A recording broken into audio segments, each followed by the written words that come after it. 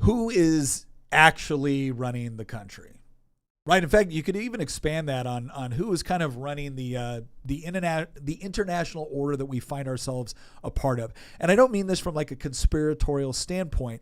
This actually comes from a question that I got asked recently as a guest on Iced Coffee Hour. And I want to thank Graham and Jack for being very gracious hosts. It was wonderful to be on. But he looked at me and just very bluntly in the middle of our conversation goes, who's really running the country? And I gave my answer there, but I actually wanted to elaborate on it because I wanted to think a little bit more about what is going on. I wanted to have this conversation with Christian and Tina because here's what I will tell you. There's a lot of easy answers being bandied about right now. Some of it based on this idea that everything you've been told is a lie. Some of it based off of actually trying to uplift and protect the kind of international order that we see right now. We're actually going to define what we mean by that. And some of it suggesting some sort of middle road. And what we're going to do today is we're going to answer the question on who we think is actually running the country. And again, I say this as someone that has served in government for quite some time now at the state level, but has also been fairly active within DC politics as well. And I've seen some stuff, and it's led me to some conclusions. And that's what we're going to share with you today, because I believe that there's actually three entities which are actually running things. And I believe that there's actually some actually fairly important reasons that have to do with very, very unique conditions that took place within the 20th century that led to this. And so we're going to explain what all of that is. We're going to explain who's actually running stuff and what their positions of powers are within that power structure. And then we're going to talk about what we can do about it. And maybe we'll even have a discussion on should you want to do something about it? Spoiler alert, I think you should. But what we do and what our response is to that is actually very, very important, because there's a lot of people that have identified some of the things that we're bringing up today, but they have offered solutions that, quite frankly, I think might even be worse than the problems we currently find ourselves in. So that is what we're going to be talking about today on this episode of Making the Argument. I am your host, Nick Freitas, member of the Virginia House of Delegates, but other than that, a fairly good guy, kind of. I'm okay. With me in the studio, my beautiful bride, Tina, Queen of the Bees. Hello, everyone. A lot less pressure today because you're back. And you did a great job, babe. Well, everybody loved it. Everybody loved it. stressful. I had a lot of people in the comments section, why is Tina more ballsy than Nick? Like, apparently, you're willing to say some of the things. Because he honey. left him with me when he went to Nevada. Yeah. And then, of course, we have our resident historian and political prognosticator, Christian Hines. How you doing, man? You know, we were joking the other day that you were going to change the nickname for me. Because remember I told you about the election stuff that was coming up, Yeah. and there was some random YouTube account that was like the Oracle of The Virginia. Oracle, yeah. We might start calling Christian the Oracle. Not like the weird Matrix Oracle, but like, or the Oracle of Delphi. That was also, we're not trying to get you all hopped up on fumes from underneath the ground and predicting the fall of Sparta. But, I actually can't be the Oracle of Delphi because one of the three maxims Yeah. of the Oracle, everybody knows the You're a second one, know dude. thyself. Yeah. The third one is surety brings ruin. I don't fit that mold, do I? Oh man. Yeah, but it is an interesting question. So the first thing I want to do here very quickly, because this is going to set off everything else, is we're going to talk a little bit about kind of what do we mean by the international order. And so we don't mean this as kind of like the dark conspiratorial thing that sometimes people mention. What we mean by this, and we're going to explain in a little bit greater detail later, but this is part of defining our terms, is that ever since World War II, there has been a kind of international alliance that first took place out of necessity because of the Cold War. You had the breakdown into what we might call the liberal democracies versus the communist states. But even deeper underneath that was this idea that World War II was so horrific and so really fundamentally immoral in the sense of what the Nazis had done, what fascism had represented, that at all costs that had to be prevented from ever happening again. At the same time that you had the advent of nuclear weapons. And so for the first time in human history, there really was this idea that human beings actually had the power to completely wipe humankind off the face of the earth. And since technology had moved so quickly and so fast, and we went from no nations having anything comparative to that sort of destructive power to two nations having it, and the understanding that more nations would eventually have it, all of a sudden there's this idea that, look, it's not as simple as someone just winning an election and now having the power to destroy humankind. It's not as simple as a dictator just having power. Sure, once upon a time, they might have been able to ravage their own population. Maybe they could have done some real damage like Genghis Khan did, but nothing like what it was now, where with the push of the button or the pickup of a phone, entire cities could be leveled with your ability to do anything about it. Severely limited. We watched a YouTube video at one point. It was something like 10 times the world almost ended and you didn't know about it. Yeah. And they were terrifying. Absolutely. It's terrifying how close to the brink of extinction we've been. Yeah. So it's important to understand that when this international order kind of built up around that. So it was based off of, the very, very visual groups like, your elected officials, your elected governments, or your dictatorial governments, or whatever they were, your international organizations, things like the United Nations, things like NATO, Warsaw Pact. Now we have things like the World Economic Forum. In addition to that, you also had very, very powerful industries.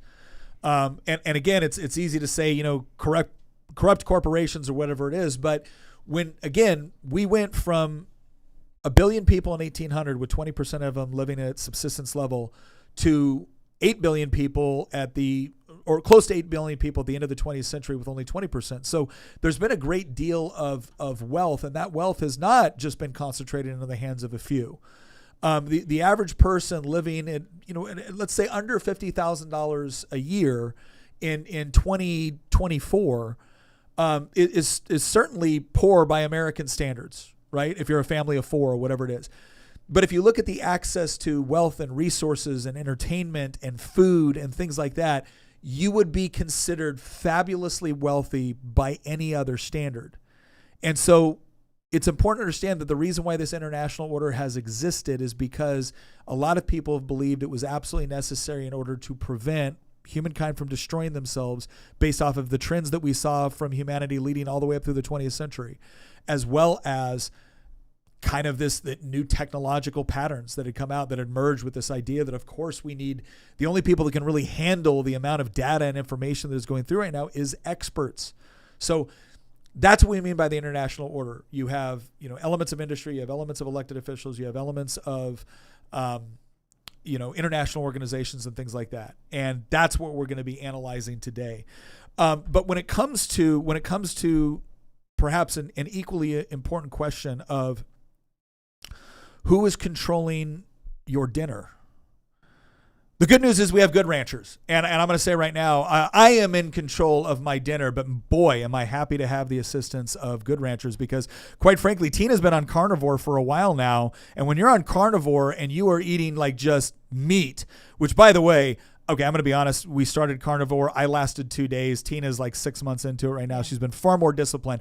But I cannot imagine us dealing with this without the assistance of Good Ranchers, because not only is it incredibly good quality, like I can't emphasize this enough. After months now of eating Good Ranchers, the quality, like when you go back to something else, I had a Good Ranchers Wagyu burger the other day, and then we had run out, and I had some old burgers left in there that we had bought at like the store that shall not be named. Ooh, oh my gosh, like I can't go back. Good Ranchers has ruined me in that respect, but it's absolutely wonderful. So if you go in right now and you use my special code, if you use promo code Nick, you're going to get $25 off your first box and free express shipping. But they have an additional deal going on right now, and that is if you sign up for one of your subscriptions now, if you sign up for one of your subscriptions, they're going to give you a free add-on for the next 4 years. I know there's a lot of people concerned about what's going to happen with the country in this next election cycle, but wouldn't it be nice to have peace of mind that regardless of who's running the country, Good Ranchers is helping you run your menu, and they're going to give you an add-on for 4 years. That add-on could be chicken breast, which is excellent. It could be burgers. It could be, salmon or wild-caught seafood. Like, you get to choose. Or it could be bacon, which, again, you can use to wrap all of the other stuff that they're going to send you in this incredible box of food and meat. So go to goodranchers.com, put in promo code Nick, check out their different subscriptions, get that free add-on for the next 4 years of your subscription. I'm promising you right now, you're not going to be disappointed. We use this product ourselves, 5 out of 5 stars, would recommend, not to mention the fact the Spell family, Ben and the people that run this, wonderful people. We did a podcast with them a while back. Just absolute salt of the earth people. So you're going to be helping yourself, you're going to be helping this podcast, and you're going to be helping a really, really good company thrive. So promo code Nick, you can go to the link in the description. Go ahead and check all of that out. One more thing on that point is that a lot of people even have brought it up in the chats that they're really concerned about this dock worker strike right now, and how, you know, everyone's worried that the store shelves are going to be empty and the whole deal. I am living proof that you could just live off of Good Ranchers. So no need to go to the store and get anything from China and other countries. You can just get good American beef. Yeah. Alrighty. Also, real quick, before we get started, I do want to say, please, let's do a quick prayer just for the people in North Carolina right now, because I mean, it's when you hear of a hurricane, you think Florida. Maybe you think the eastern seaboard. You don't think western North Carolina. But I think the last reports I saw were 100 people dead, 300 people still missing from the flooding that's going on. Our good friend Kagan Dunlap, I follow him on Instagram. We're actually we have him on as a guest. He's done a lot of stuff where he's pushing out. He lives in North Carolina. He's been pushing out some really good charities that are actually on the ground helping people. So if that is something you want to contribute to, we'd highly recommend it, because, again, they're going through a lot right now. They didn't anticipate this much damage, and we're praying for them. Okay, so step one, we kind of defined our terms, but let's also talk about the kind of schoolhouse rock version of the way that most of us were taught in school that your government works and how power works. And what we were told was we have a government of the people, by the people, and for the people. And there's some elements of truth to that. But as I have explained to people before, the schoolhouse rock version of I'm just a bill on Capitol Hill, and what happens is your legislators in the House and the Senate, they come up with bills, and then they debate those bills, and then it goes to the House floor, the Senate floor, and they debate them even further, and the people get to watch these debates take place, and they get to go in and personally lobby for the legislation that they want, and then it goes to the floor and it gets voted up or voted down, and then House bills go to the Senate, Senate bills go to the House, and then the president gets the bill that both the House and the Senate have agreed to. And now the president can either sign it or it can be vetoed. And if he signs it or she signs it, it goes into law. It goes into law, and now the executive branch is responsible for executing that law. The judicial branch is responsible for ensuring that federal law is followed, but also that laws don't violate fundamental liberties within the Constitution, right? And that's the process. And that's how power is adjudicated within the United States. Okay, kinda, right? Nothing of what I just said was false. Everything I just described does in fact take place. What you need to understand, and this was part of my Instagram too, is that not everybody within that legislature has an equal chance of getting a bill heard, right? There's a power structure within the power structure. And the thing you have to realize is that, look, as tempting as it might be for some people to say, oh, it's lizard people, right? Lizard people are doing this, or it's all these evil ancient cabals and these secret societies. Look, have there been secret societies like the Illuminati? Have there been other societies like the Masons or whatnot that have been influential on things that have had powerful people as members? Sure. And have they had different philosophies with respect to how they think the world should be organized? Yes. So I don't disregard that certain organizations have had, influence. But I think it is way, way, way too easy for all of us to just say, and that explains it. It's the lizard people. And as long as we just get rid of the lizard people, we're all fine. Instead of understanding the true nature of what is taking place. So there are fundamentally three categories. Now, I gave a much simpler answer to Graham Stephan when he asked me who's running the. I said it's the bureaucracy. The bureaucracy is running things, and this is why. Having a little bit more time to really think on this and try to give a more comprehensive answer, I think it's three elements. It's the electeds. So there are elected people, or we not even electeds, people that hold political power, that we all recognize as holding political power. That could be, the president of the United States. It could be the dictator of North Korea. We all recognize that these people to some degree do have some power.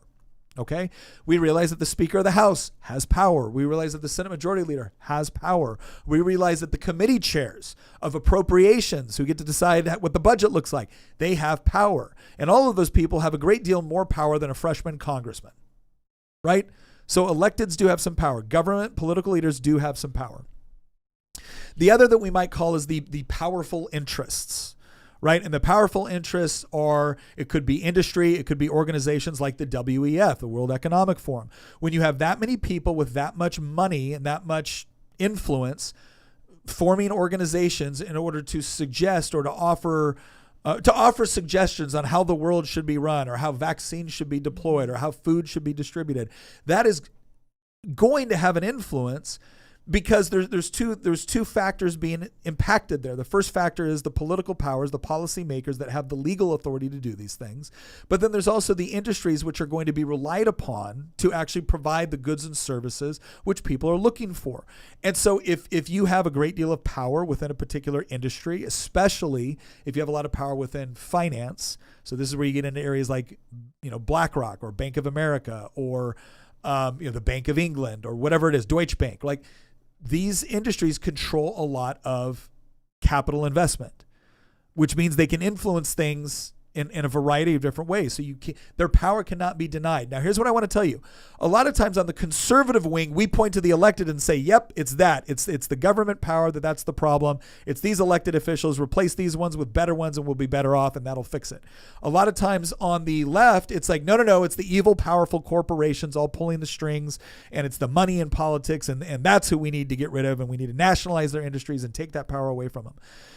There's a third element here that I think needs to be properly respected, and that is the bureaucracy itself. And this is one that I think for many years has flown under the radar, because they've been able to, in many respects, pass them off as, selfless public servants. And no doubt there are people that serve within the bureaucracy that fit that definition of the selfless public servant. They got into this because they wanted to make sure the government ran efficiently, that it did the things that it was supposed to do well, that it was responsive to the public, so that when you called up and you had a question, it would get answered quickly. There's no doubt that there are people that fit that definition. There's also a lot of other people that do not fit that definition. There's a lot of other people that understand that the real power within their bureaucracy is being able to enforce rules, regulations, fines, fees, that their quest for ever increasing power is to be able to expand their budget and their authority. That there's some people that get off on this idea that I can make you do something. Mm-hmm. One of the best representations I've given of this, and I stole it from somebody else, but it was, if you think about how powerful Elon Musk is, how much money he controls, how much, he can change things based off of his investing, Jeff Bezos, any of these guys. If Jeff Bezos showed up to your front porch right now and said, you owe me $5,000, your response would probably be to tell Jeff Bezos to get off your porch before you physically removed him from your porch. Now I want you to imagine a 19-year-old IRS agent showing up to your front porch saying, you owe us $5,000. You'd be nervous. You probably wouldn't tell that kid to get off your porch. And it doesn't matter that kid doesn't have any of the history of Jeff Bezos. He doesn't have any of he doesn't control the same amount of wealth. He hasn't built a major international business that he's not we a actually greedy use. Rich guy. He's not a greedy rich guy, right? He's none of that. But so why are you more scared of him? Because that guy represents an organization that is allowed to use legal force to destroy you. They can destroy your life. They can imprison you. They can take you away. They can jail you. They can take your kids away. They can take your house. They can take all of it. And they can even be wrong. And they know, and they will use your tax dollars to sue you in court to protect themselves at your expense. That's why you're afraid of it. So if you don't understand the true power that a bureaucracy has, an unelected bureaucracy has, then you don't fully appreciate, I would say, the third element of this system. And you need to understand why it plays such an important role. So those are the three elements. So let's break those down a little bit more specifically. So the first one we'll talk about is the electeds. Who really has power in elected office? Yeah, you do, right?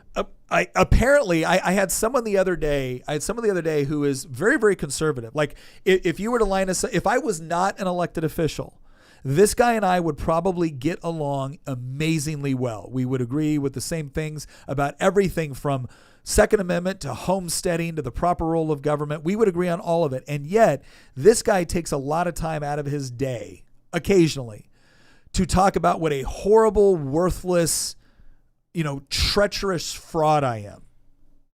And I remember one day asking him, like, what do you, he goes, all you do is talk. I'm like, brother, I carry legislation. I vote on legislation. I debate on legislation. I tell you what's going on behind the scenes in legislation so you also know what's going on. I raise my family differently. I do all of these things to try to avoid this stuff and to try to help other people to do it. What do you mean I don't do anything but talk? And he honestly responded with, anybody in political power that isn't perp walking out all of these, progressives, I don't want to hear anything from you. I'm like, what authority do you think I have by virtue of being a member of the Virginia House of Delegates to walk in, handcuff my colleagues, and march them off to jail? I'll tell you what authority you have. Exactly the same amount of authority that guy has. He's welcome to march his happy little whatever in there and do it himself. It's the exact same. He can do a citizen's arrest. Yeah. Like, that is literally the same exact power that you have. There is no difference. The other thing that people oftentimes will get a hang up on is, we need term limits. And I to a point, I agree that we need some term limits. The only problem is you're not term limiting the bureaucracy. And the bureaucracy will just wait you out.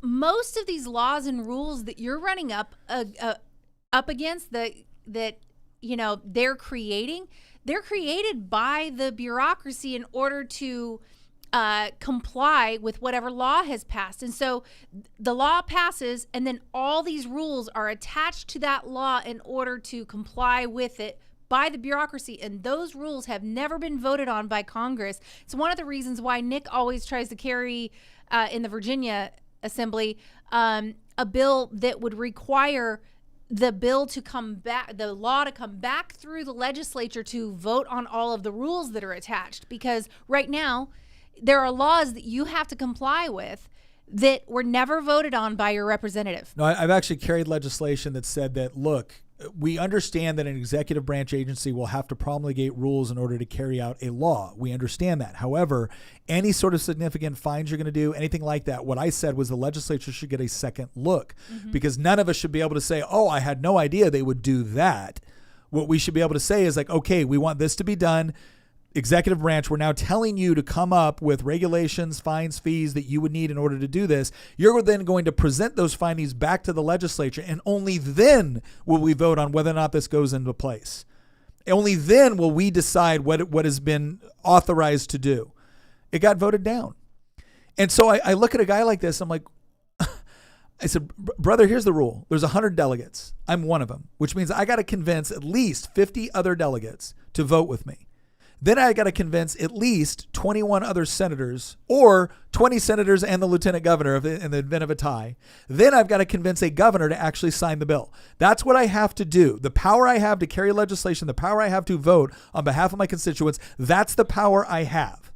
And if there's a legal challenge, then you have to convince judges to agree. And then I got to convince judges. That is the way our system is set up.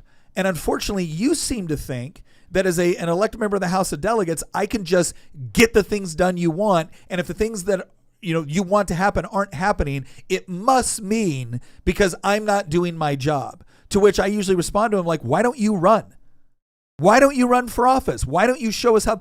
Brother, if you could get it done the way you're talking about, like if it's that easy, I wish you would run so I can step aside and do something else, because clearly I'm not that good at this.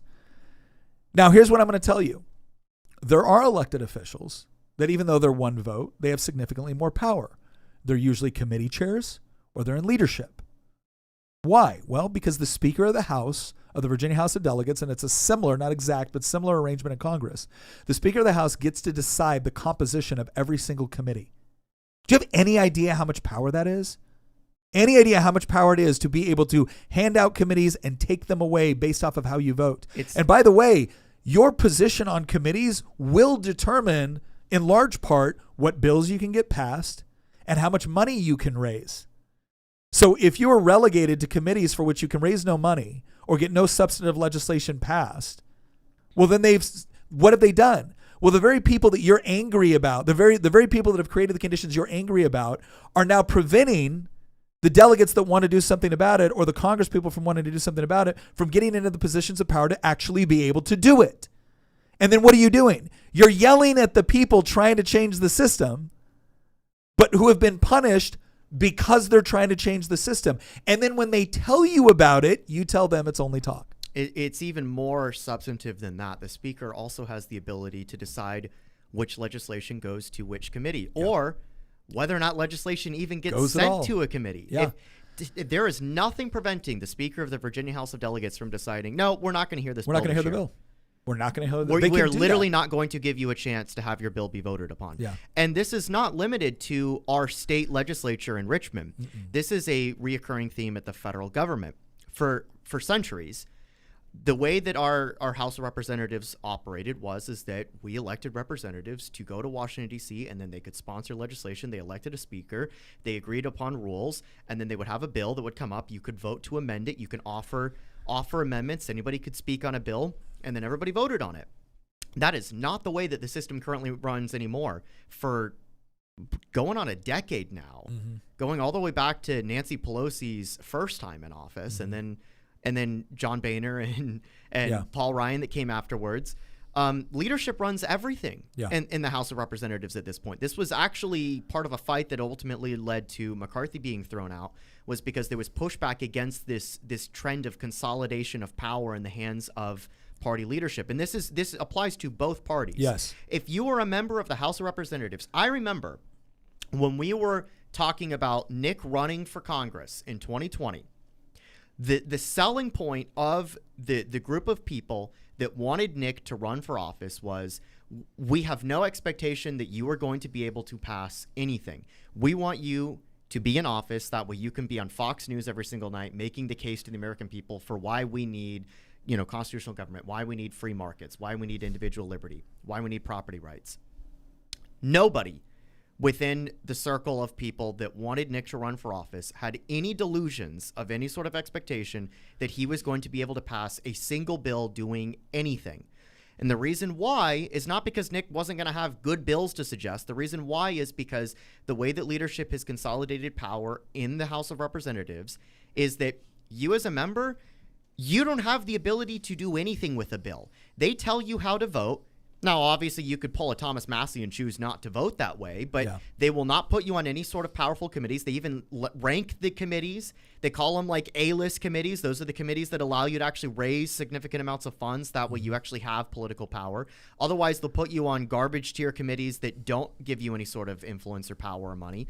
The other thing, too, is they don't allow for amendments. For a very long time, the leadership did not allow for any floor amendments, which meant that if you weren't sitting on the committee that heard the bill, you had no say in the process until it came to a floor vote. And then it was a yes or no vote. And many people had the difficult decision to make of, do I vote for this bill and get some good things in here, or there might be necessary things from the perspective of their district, or do I vote my conscience and vote no? And many people have chosen to vote yes, even if they didn't want to vote yes. Or many people voted no and then paid the political price for voting no, because then they get voted out by their constituents who hear a TV ad because they can't raise any money. They hear a TV ad saying so-and-so voted against a crucial bill that did X, Y, and Z. And so you're put in a lose-lose position where the only thing that you can do is just bow to whatever leadership wants you to do. That's the way that things run in the House of Representatives. Well, as a side note on that, I will say, if you have a freshman congressman that you've helped get elected and things of that nature, if they all of a sudden turn up on a tier or a top tier committee, buckle up and be ready for them to go against everything they already promised you, because what they did is they made some kind of a deal with leadership to get on that committee. They sold their vote for that committee position, and we've watched it happen here in Virginia. No, it does happen. I will tell you right now, if you want to gain power as an elected official, you need to understand that the established system has its own motivations, it has its own goals and objectives, and it's to protect the established system. If you're the sort of person that is going to run roughshod over that, or you're the sort of person you're not going to be on appropriations. One of the unspoken rules, might want to ask people about this. One of the unspoken rules is if you serve on appropriations, you will vote for the budget. Regardless of how it comes out, you will vote for the budget. I will never be on the appropriations committee. I won't agree to it. I will not agree to a vote for a budget no matter what. And the argument is well, this is the budget is so important, it's so critical that we have to have solidarity when it comes to that. So we can have our debates, you can work as hard as you want, but ultimately you got to sign it if you want to serve on appropriations. Nope, not doing it. But if you serve on appropriations, do you know how much easier it is for you to fundraise for your election campaign? Do you know how much easier it is to get your mail out to people? Do you know how much easier it is to get up on TV and radio? Do you know how much easier it is to do all those things? And so, again, it's one of those things where it's like, why don't I see you as much? Why aren't your signs out as much? Well, I don't serve on the committees that would actually allow for that sort of fundraising. Mm-hmm. Why? Because some of those committees come with rules.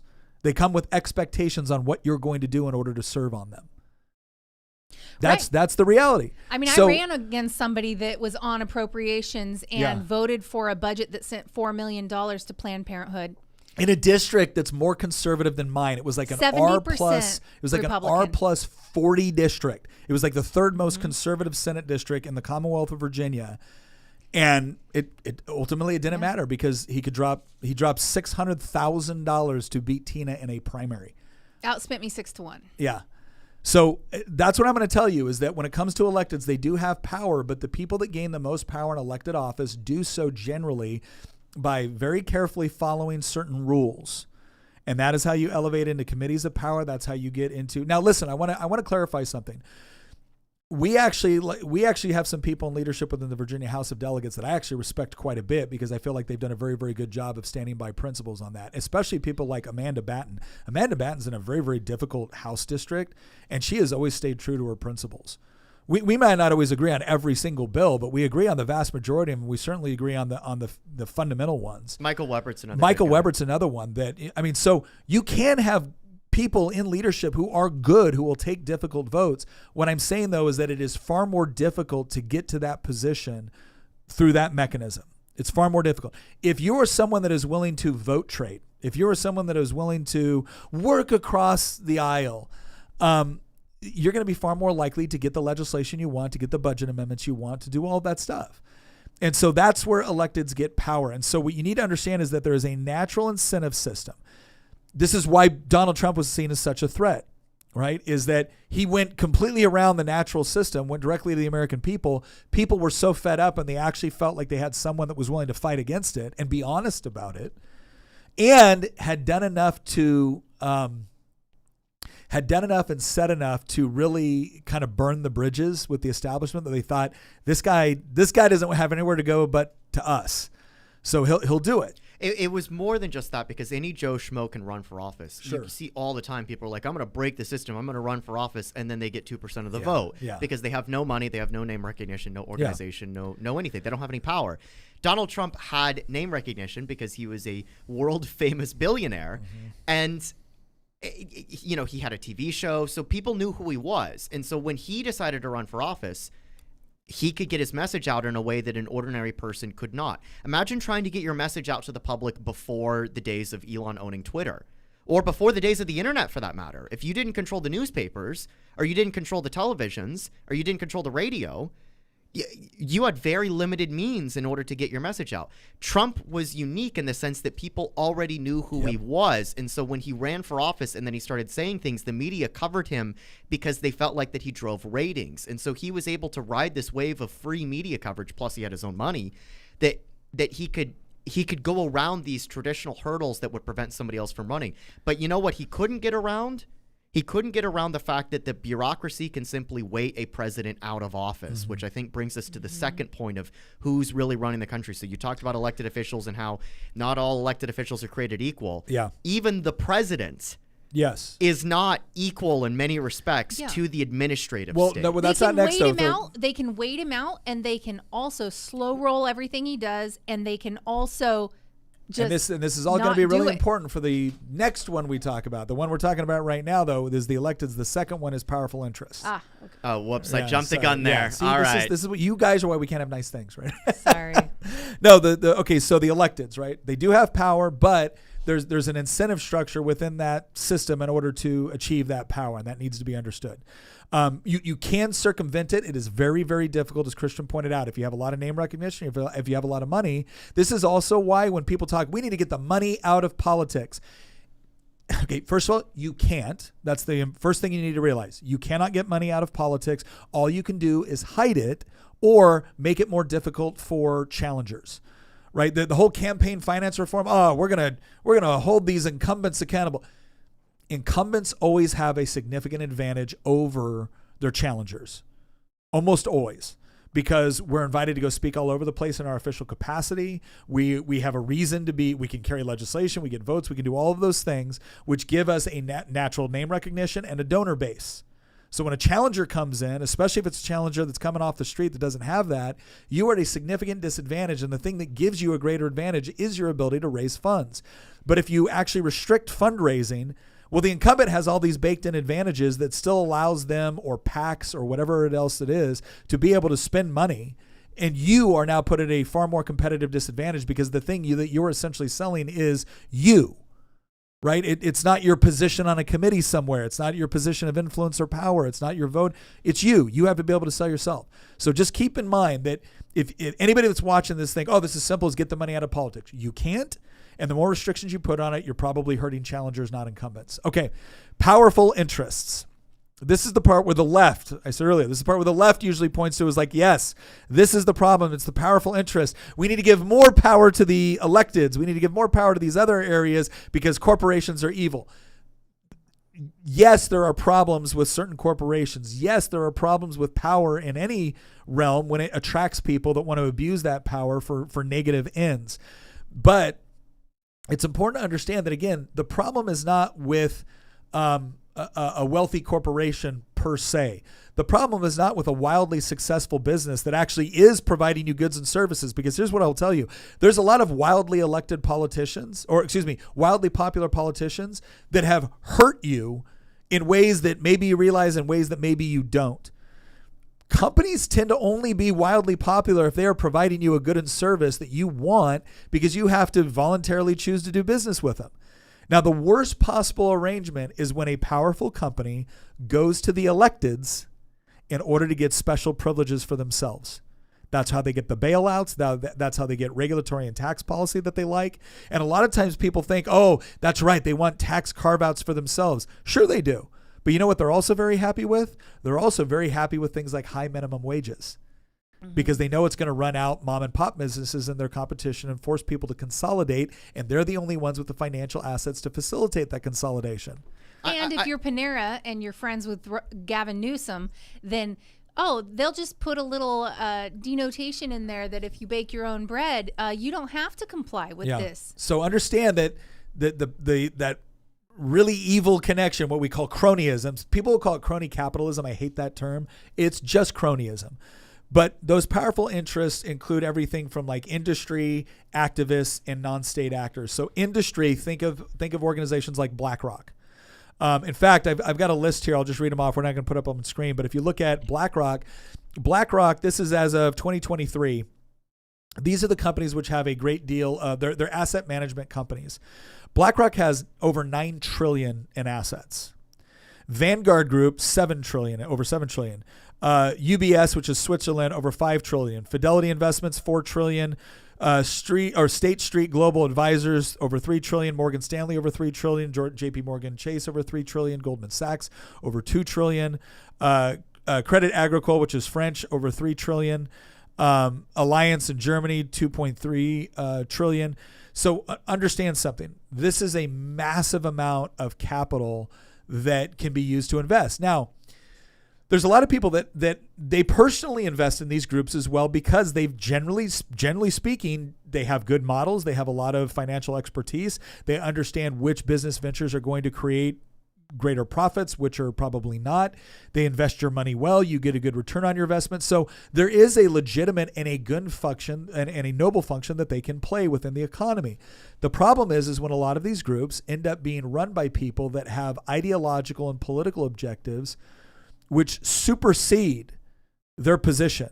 This is where you see BlackRock going now.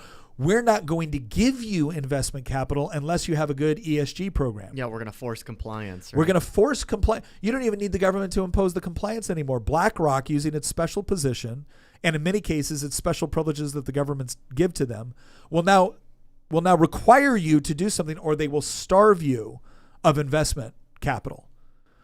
Right? So this is another interest that has a great deal of power economically, socially, and politically. Now, it used to be that most of these funds got criticized for only being about profit. Oh my gosh. I wish that was all they were about. Right? I wish a good investment firm should be about two things: profit and an underlying morality, which is to say that profit should not be gained through fraud. Profit should not be gained through illegal coercion or anything like that. Profit should be gained by advancing free market principles and investing in those companies which do the best job of using scarce resources in order to provide the goods and services that people desire. That is a noble cause, and when your profit is driven based off of those things, it actually produces really good results. Unfortunately, a lot of these companies now have been taken over by woke interests, and in part it's because they recognize that woke interests within government are pushing in a particular direction, and if they want to protect themselves from excess regulation or taxation, they have to get on board with pushing these ideologies. And that's where you see a lot of these powerful interests actually going within the industry sector. Would you agree with that, Christian? Yeah, I would agree. I also think that what you've seen over the last maybe decade or so is that historically it was the left that was railing against special interests. Yeah. And now the right, I think, has kind of woken up to the fact that no, many of these special interests, you can, call it corporate America, the activists, the investment firms, industries, NGOs, nonprofits, they're overwhelmingly on the left. Mm-hmm. Right? Like BlackRock's not our friend. Yeah. The WEF is not our friend. Yeah. Silicon Valley, Wall Street. All of these evil corporate interests that the left rail against are pretty much working in service to This is the where left. you get the NPC meme from, right? Like, I believe in the exact same things as the board of BlackRock, the editorial staff of the New York Times, and, the faculty at Berkeley. What a rebel you are. Yeah. What an anti-establishment. Wow, you really showed them. Yeah, you really are the resistance, buddy. Like, I think... You remember Occupy Wall Street? Yeah. And now they are literally occupying Wall Street. Yeah.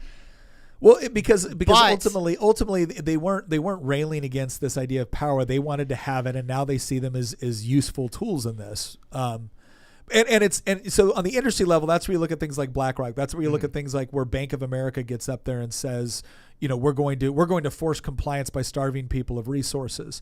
And again, if you're an investor in one of these companies, you should be furious, because you invest in order to make a profit, in order to get a return on the money. And these companies all have a fiduciary duty. I actually requested an attorney general's opinion in Virginia, basically saying, hey, I want to confirm that it is illegal and a violation of the fiduciary duty of the Virginia retirement system to be making decisions on who they invest with through things like ESG or DEI. And the attorney general's opinion came back and said, yes, you cannot do that. It violates your fiduciary duty. So there's going to be more legal challenges here. But again, the government is working overtime to try to protect these very companies because they see them as a non-governmental way to impose the ideology they want.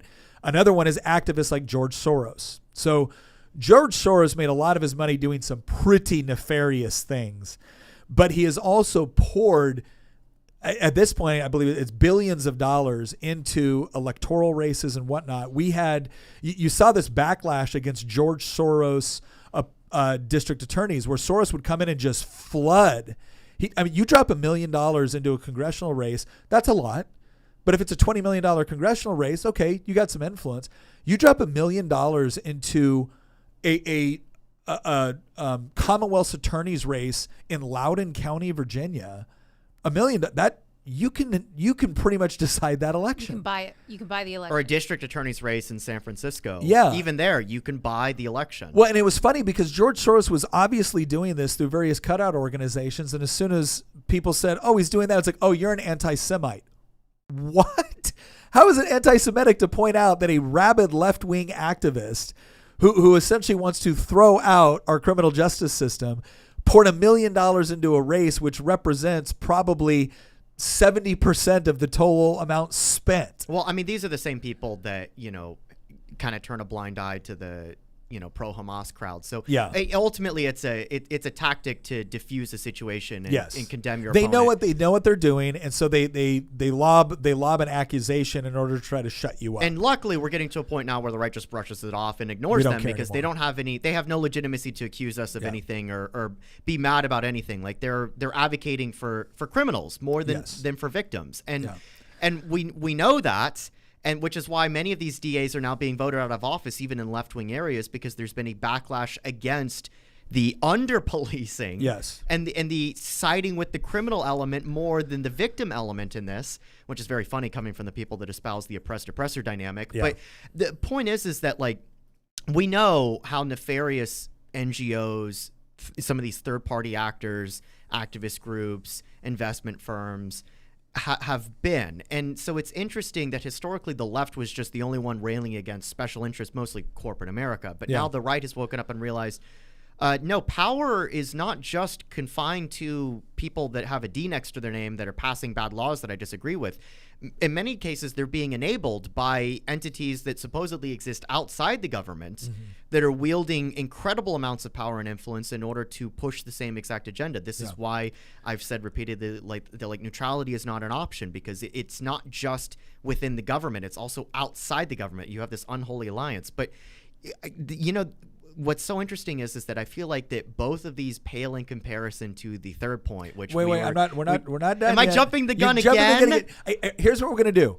I'll be the one to transition us into the next one, because you guys are skipping stuff. Because the third category here, we got industry, we've got individual powerful activists, and then we've got non-state actors like WEF. The World Economic Forum is, if you look at the World Economic Forum, you have this meeting of the minds between. Sometimes it's a lot of it is higher ed. A lot of it is major institutions like BlackRock.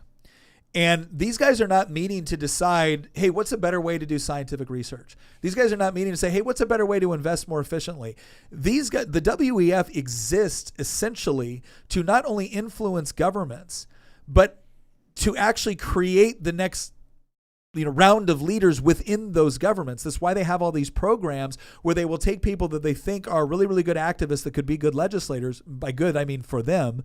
And they bring them into their programs. They finance these trainings. They do all of these things to connect them into this larger network that has power and influence, so that when they go back into the political system, they now have someone that is all ready to carry the legislation they want for them.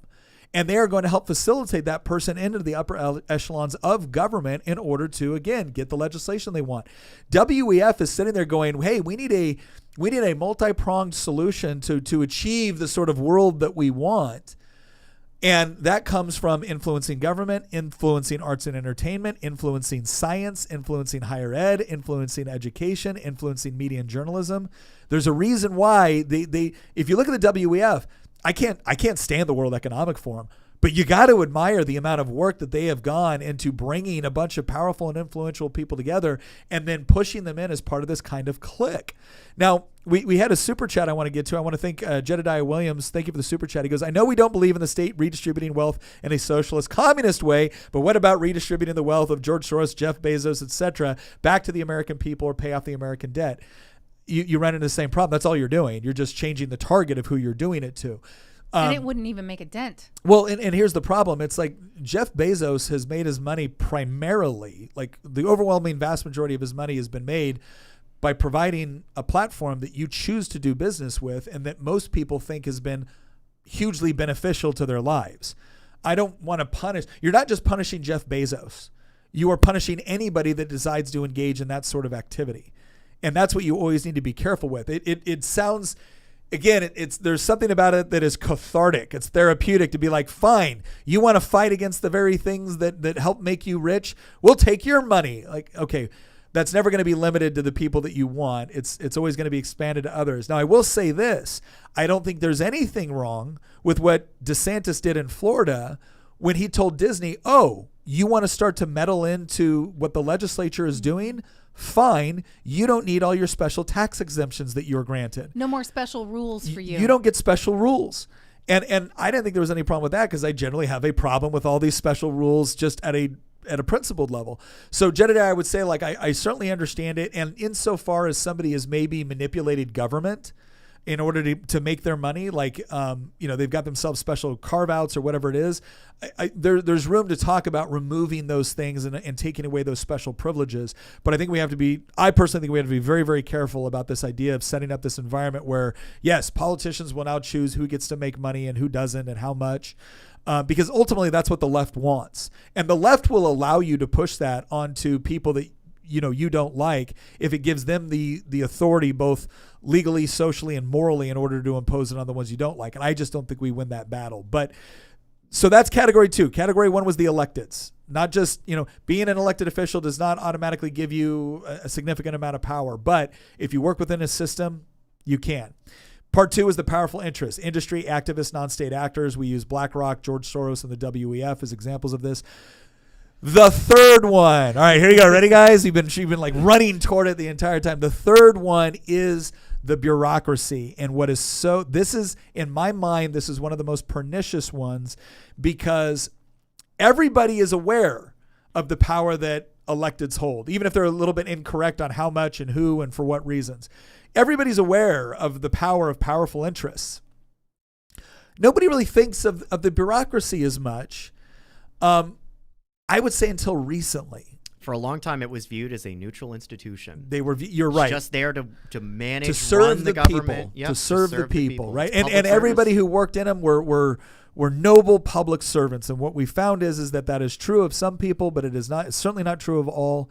And that the bureaucracy, in fact, if you want a more profound example of the danger of bureaucracy, look no further than Thomas Sowell. Thomas Sowell, right, who dropped out of high school but then went to Harvard. And when he went to Harvard, he was a Marxist. When he went to the University of Chicago and studied under Milton Friedman, he was a Marxist. What caused Thomas Sowell to transition from being a Marxist to one of the most prominent advocates of free market economics in the world? He describes it as serving one summer working in the bureaucracy. Because what he recognized at that point was, he goes, we are told that bureaucracies exist to serve the people and to ensure the efficient and noble, execution of government power, distribution of funds in order to serve people. He goes, what I learned is bureaucracies have their own interest apart from the reasons that they were set up in the first place. And that those bureaucracies will fight tooth and nail in order to protect their budgets, their power, their authorities. They will fight tooth and nail to expand their budgets and authorities. Like that is the nature of the bureaucratic state. And it's like they don't actually work for the people to help them navigate the process. I mean, you try to build something in Virginia and you've got VDACs that you've got to fight with. You've got VDACs, depending on the stuff. industry, VDACs is one. You're going to have Department of Environmental Quality. Right. Then on the federal level, you're going to have Army Corps of Engineers. You're going to have the EPA. And so you're just wading through all of this bureaucracy that's like Nick's a state delegate. And one of his biggest, responsibilities is to help people deal with some of these bureaucrats who are literally making their lives hell. And so he'll have to call on their behalf and say, hey, why is this happening? And boy, usually that fixes the problem because they're really afraid that you're going to take away some of their power with a bill. Well, a lot of it. But it's just wild to me how the bureaucracy is able to really just put their thumb on the people. They're not there to help the people. Well, they are a lot of times there to almost hinder any kind of effort that the people have. So much of it depends on what the purpose of. So the EPA, right, the Environmental Protection Agency. So theoretically, you would think, okay, this is an organization that is designed to, protect the environment, and part of that role and responsibility would be able to help industry determine what's the best way to do business in such a way as to comply with the law. No, it isn't. The general attitude within these organizations is not how do I help you comply, it's how do I shut you down, or if you don't even care, let's say you're not an ideologue, you're just getting paid to do your work. And you're pretty much not going to get fired, right? We have civil service laws in place, which make it very, very difficult to fire government employees oftentimes. And then so what it is like, how do I do the least amount of work possible in order to justify my paycheck? Right. So some of it is not some sort of evil, nefarious activist that's using the bureaucracy in order to achieve some sort of, ideological outcome they want. It's just, hey, this is an easy job. I don't got to do much for it. And you know what? Now, there's going to be people watching this going, I can't believe you are insulting all of these public servants. Look, if you're someone that works in one of these groups and you do your absolute best to try to serve the people, not just the government, not just your agency, but the people, I appreciate what you do because there's some level of bureaucracy that is necessary in order for government to function. Mm-hmm. Right? But I'm sorry, I have had too many run-ins with situations where I literally had a bureaucrat from one agency on a job site and a bureaucrat from another agency on a job site. And for months, I've been trying to get them to answer a question. Can they do this or can they not do this? Oh, you'll have to talk to this agency. Call that agency up. Oh, you'll have to talk to that agency. Call that agency up. Oh, no, that agency. Both of you are coming out to the job site on Thursday. Or else I'm going to start carrying legislation that you're not going to like. They're both there. Okay, here we are. Here's the question. Ready? I would like you to both answer at the same time. Can they get stream credits for this? One said yes, one said no at the exact same time. I said, this is the sort of Keystone Cop bullcrap that is destroying this country. All this guy wants to do is know, can he build this brewery or not? Can he build it right there or not? What is the answer? If the answer is no, fine, tell him that. But if the answer is like, well, we're not sure, but if you do it wrong, we're going to fine you $25,000 a day. Screw you, dude.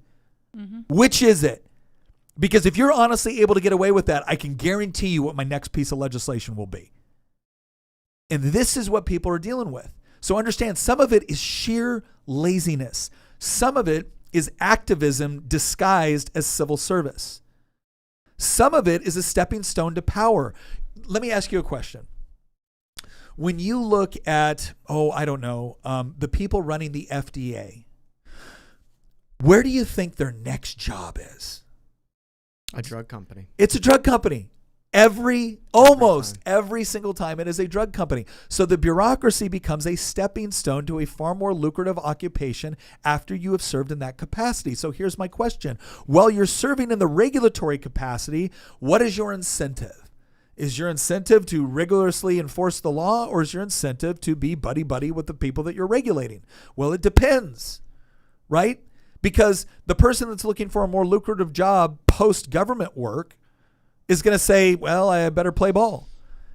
But the activist will come in and say, well, I'm not looking for a more lucrative job. I'm an activist, and so I'm going to make it impossible for you to work because I have a lot of animosity toward your industry. Neither one of those things are positive, but the bureaucracy actually incentivizes both. Because if you're an activist and you just want to run a non-for-profit, fine, that's good. Maybe you'll be influential, maybe you won't. But if you're running a powerful not-for-profit and then you help a president get elected and now you get the position of director of, secretary of, undersecretary of, you're now in a position to destroy your enemies through regulatory policy. But just by simply saying, we've decided to rigorously enforce this in a way that it's never been enforced before. Because until we had the Chevron overturn, the attitude of the court system was the regulatory agency is correct unless you can prove that they're not, as opposed to being able to enter into court and the judge say, okay, we're going to take an even-handed look at both sides' evidence. The bureaucracy was furious about the overturning of the Chevron decision because it was a significant dent to their power. Let me ask you something. If the bureaucracy was just there to serve the people, why would they want to create conditions where the people that they are regulating and potentially destroying, why would they want to create conditions where those people come into the court system at a marked disadvantage? Why wouldn't they want an even-handed approach? Why wouldn't they want the very citizens they're supposed to be serving to be able to enter the courtroom on a level playing field with them? Because they are the experts. And the left wants us to always trust the experts. And just an average citizen, you're just too lowly to think like the experts. And how dare the courts, who are not the experts, dictate to the experts how things are supposed to go? Well, and I think it's important to understand that this idea of experts, we're going to get into why this happened, right? Because there's always been some degree of the idea that, hey, you can't trust the common people with governance, right? That was the belief of every single aristocratic system, oligarchy, monarchy, despotism, whatever it is, right? Was this idea that I'm talking about absolute monarchies, right? Was this idea that you cannot trust the people to govern? Well, when all of a sudden we went into more of a representative style of government, when we started to expand suffrage, isn't it amazing that at the same time that we were expanding universal suffrage within the United States, that same era, the progressive era, was also the one where Woodrow Wilson actually believed that the Constitution was an archaic impediment to expert-guided administration of society. He wanted a larger bureaucracy staffed by experts that agreed with him, that were educated along with him, that agreed with his objectives, that would essentially manage society. And again, for a guy that spent his almost entire career in academia, by the way, is a total unrepentant racist as well. Like the champion of the progressive era was an unrepentant racist, right? Woodrow Wilson. He wanted this bureaucratic state.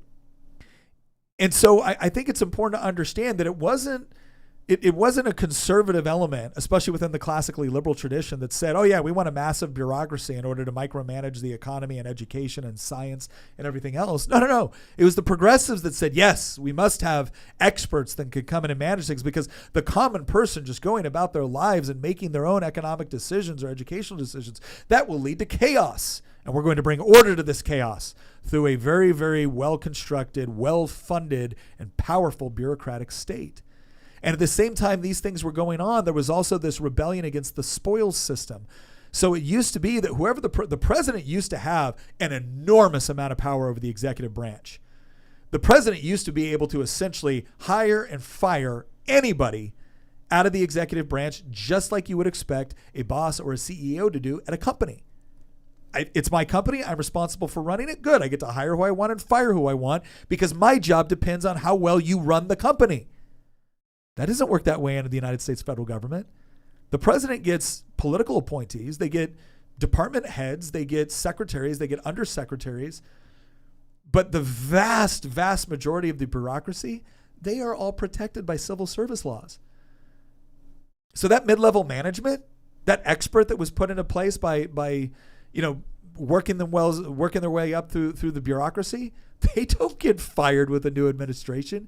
In fact, they are all in key positions to either fast track what the administration wants or bring it to a grinding halt. And what do? Well, we're going to take your budget. Oh, you can't. It's allocated within the budget by Congress. Well, we're going to replace the people that are holding up the problem. You can't. We're protected by civil service laws. So essentially, in an effort, in an effort to get rid of the spoils system, which had its own problems, right? The government anybody running for president being able to hand out a bunch of federal jobs. That all went away with civil service protections, and the federal government drastically expanded. So now you have an entrenched federal bureaucracy that is accountable to who exactly? Civil service laws were a mistake, and the reason why is because we once again bought into the myth that we can create neutral processes, neutral structures. The whole point of civil service laws was to create an allure of neutrality. We're going to depoliticize an element of the executive branch, which is ultimately impossible. We've now learned the consequences. And for anybody who doubts me, if you want to know how much power the federal bureaucracy has, look at this map right here. It's so powerful you can see it from election results. And if you don't believe me, let's zoom in on this little giant blue dot right here. Let's see if I can actually zoom in here. There we go. Is that Washington, Is this DC? Northern Virginia and Southern Maryland? What is this? Yeah. What's this emanating out of Washington, D.C.? Oh, that's right. It's a bunch of Biden plus 80 precincts going down I-95 and 66. By the way, 15 years ago, half of that you see is blue on the Virginia side, which is the southwestern portion, half of that was red. And then when you had the massive expansion of the federal government under Bush, started it, but then it grew from there. All of a sudden you had this massive bureaucracy as well as a massive lobbying group, a lobbying industry. The lobbying industry has been big, but people don't understand how rapidly it grew in like the 2000s. So you have this massive lobbying industry that is tied to the bureaucracy, that wants the bureaucracy, that understands the bureaucracy, that understands the power that government has over the economy. And you have the electeds themselves that see that as a source of their power. You have the industry, which sees it as a source of their power. And you have the bureaucracy, which sees it as a source of their power. And lo and behold, that's what you get with the election results. Yeah, so we bought into this idea that you can depoliticize the bureaucracy by stripping the president of the ability to appoint his cronies, his supporters from his presidential campaign, or his donors even sometimes, into federal office under the executive branch. That's what we had during the Gilded Era. Yeah. I would argue that spoil system is way better. And the reason I would say that is because that way you can see much better under a microscope what these policies really do and who's really responsible for them. So if a president puts in all of his people and the results suck, that is totally that president's fault. But in this situation, you've got every time a Republican is elected, you still have Democrats running everything. Yes. Tina over here subtly making the case for monarchy without realizing it. She is not. Anyway, okay, this is not a conversation about your monarchy fever dream, Christian.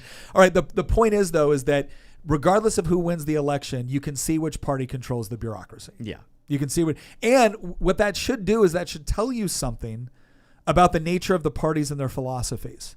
That really should tell you something about the nature of the party and their philosophies, where the bureaucracy always seems to attract. Now, there's another element to this, because obviously not everyone serving in the federal government is a dyed-in-the-wool hardcore liberal.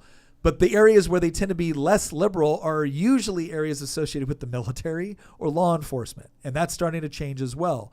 How do they change part of that? Well, if you want to be in federal law enforcement, guess what you need? You need a degree. And this is the other area where people do not understand the power of the bureaucracy, and that is within the education system. Because that bureaucracy is not as much federal, it is state, but it is a bureaucracy all the same. Right? When we talk about public school, what we really mean is a government agency. The employees of that government agency are still serving, in many respects, a bureaucratic purpose. Now, your teachers are actually providing a good or service. Okay, but what has been the one thing that has massively increased over the last 30 years within the public education system across the country? And that is not the number of teachers. It's not the number of students. It's not teacher pay. It's not teacher. It's the number of bureaucrats within the public school system. Why is that? Right? Again, who does that serve? It's clearly not serving the students based off of any sort of objectable measurement. And it doesn't serve the teachers either. There's so many teachers who despair at the idea that they can't have control over their own classroom. I have talked to teachers under the condition of anonymity for years now that have talked about what is really bothering them about the classroom, and teacher pay usually comes as the fourth or fifth thing. It's not the first, it's not the second. It's usually the emphasis on having to constantly comply with bureaucratic rules combined with a complete lack of discipline within the classroom. And then we get to issues of teacher pay. And honestly, with a lot of them, they'll tell you, if you could just fix the other two, I'd be happy with my pay. Right? Now, everybody obviously wants to get paid more, right? But it's fascinating. And here's what we're going to talk about next. Because we've talked about the bureaucracy's power within federal agencies, within state agencies. We've talked about the nature of bureaucracy, especially under civil service laws and protections there. You see a lot of that same replicated within our education system with teachers unions and the laws governing how a teacher can be fired. It's become a caricature of some of the school districts in New York City where teachers who have been removed from the classroom for assaulting students, for having inappropriate relationships with students. And instead of being fired or even prosecuted, they go through a long, elaborate, sometimes multi-year program where they show up to work, sit in a classroom with other teachers that are undergoing investigation, read a newspaper, and collect full pay and benefits. Full pay and benefits. Right? That's the power of the bureaucracy. And if you don't understand that, you don't fully recognize what's going on and who's running the country. And it's the reason why the first thing that came to my head was not electeds. The first thing that came to my head was not powerful interests. The first thing that came to my head was the bureaucracy. Because electeds, it really depends on what position of power that you have within an elected position. With the industry, you still have to provide goods and services. You're still accountable to somebody in order for people to voluntarily hand you your money. But when you're part of a civil servicely protected bureaucracy that actually has the force of law, where you get to carry out and enforce fines, fees, regulations, and such with the full force and backing of the government, despite the fact that nobody elected you and nobody voted on the rules, on the actual rules that you're imposing, that's an incredible amount of entrenched power. And it's one that increasingly elected officials and industry fears. It used to be that the electeds had a lot of control over the bureaucracy, and they do to a point, but now we're watching what bureaucracy is willing to do to go after electeds when they don't like them, because we're seeing that with Trump. The bureaucracy has reached a level of power where the other two elements of power are now starting to come to them and be worried about what they will do. They're not just going after the political people too. They're also going after people who are wealthy and influential. So you have the I believe it's the FEC going after Elon Musk now because he's a little too right of center. And it's amazing how they loved him when he was just either moderate or slightly left, but now that he's right of center, when he was a Hillary voting electric car guy, oh my gosh, it was, can we give you subsidies and can we help you out and can we elevate you and talk about how wonderful and brilliant you are? The moment it was, wait a second, I don't like what's going on with this. All of a sudden it's like, well, now we need to take a very close look at what you're doing and how, and now you need to be investigated. And now the FEC needs to come at you and maybe the IRS as well. Do you get the message yet, Elon? You're not behaving the way we want you to. All right.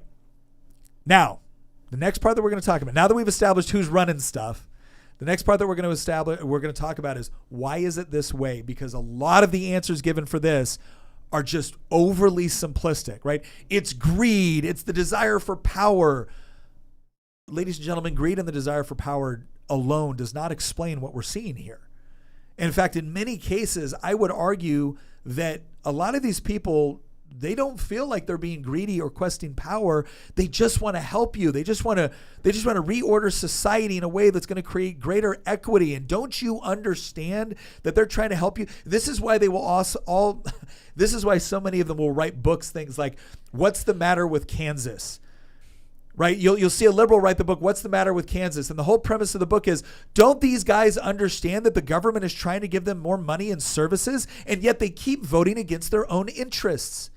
It never even occurs to them that maybe some of us don't want to live in an elaborate nanny state that has the power to give us things only because they also have the power to take things away. Never even enters their mind.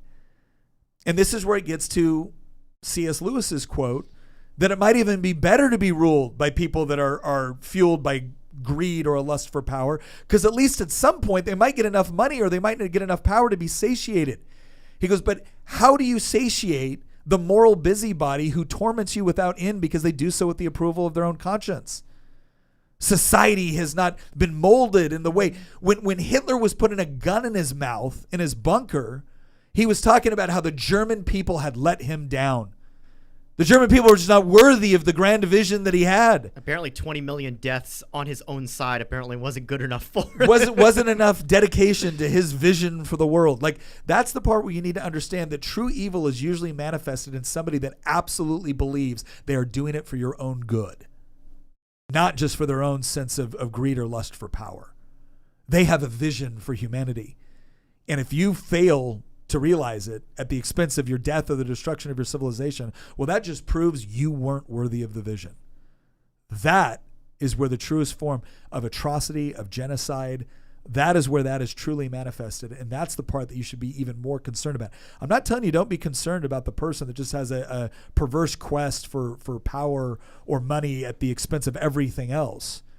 Yeah, you should be concerned about that. But my gosh, be very, very concerned about the moral busybody who will ignore a stack of bodies as nothing more than a demonstration of, well, these ones weren't worthy, but hopefully the next stack will be.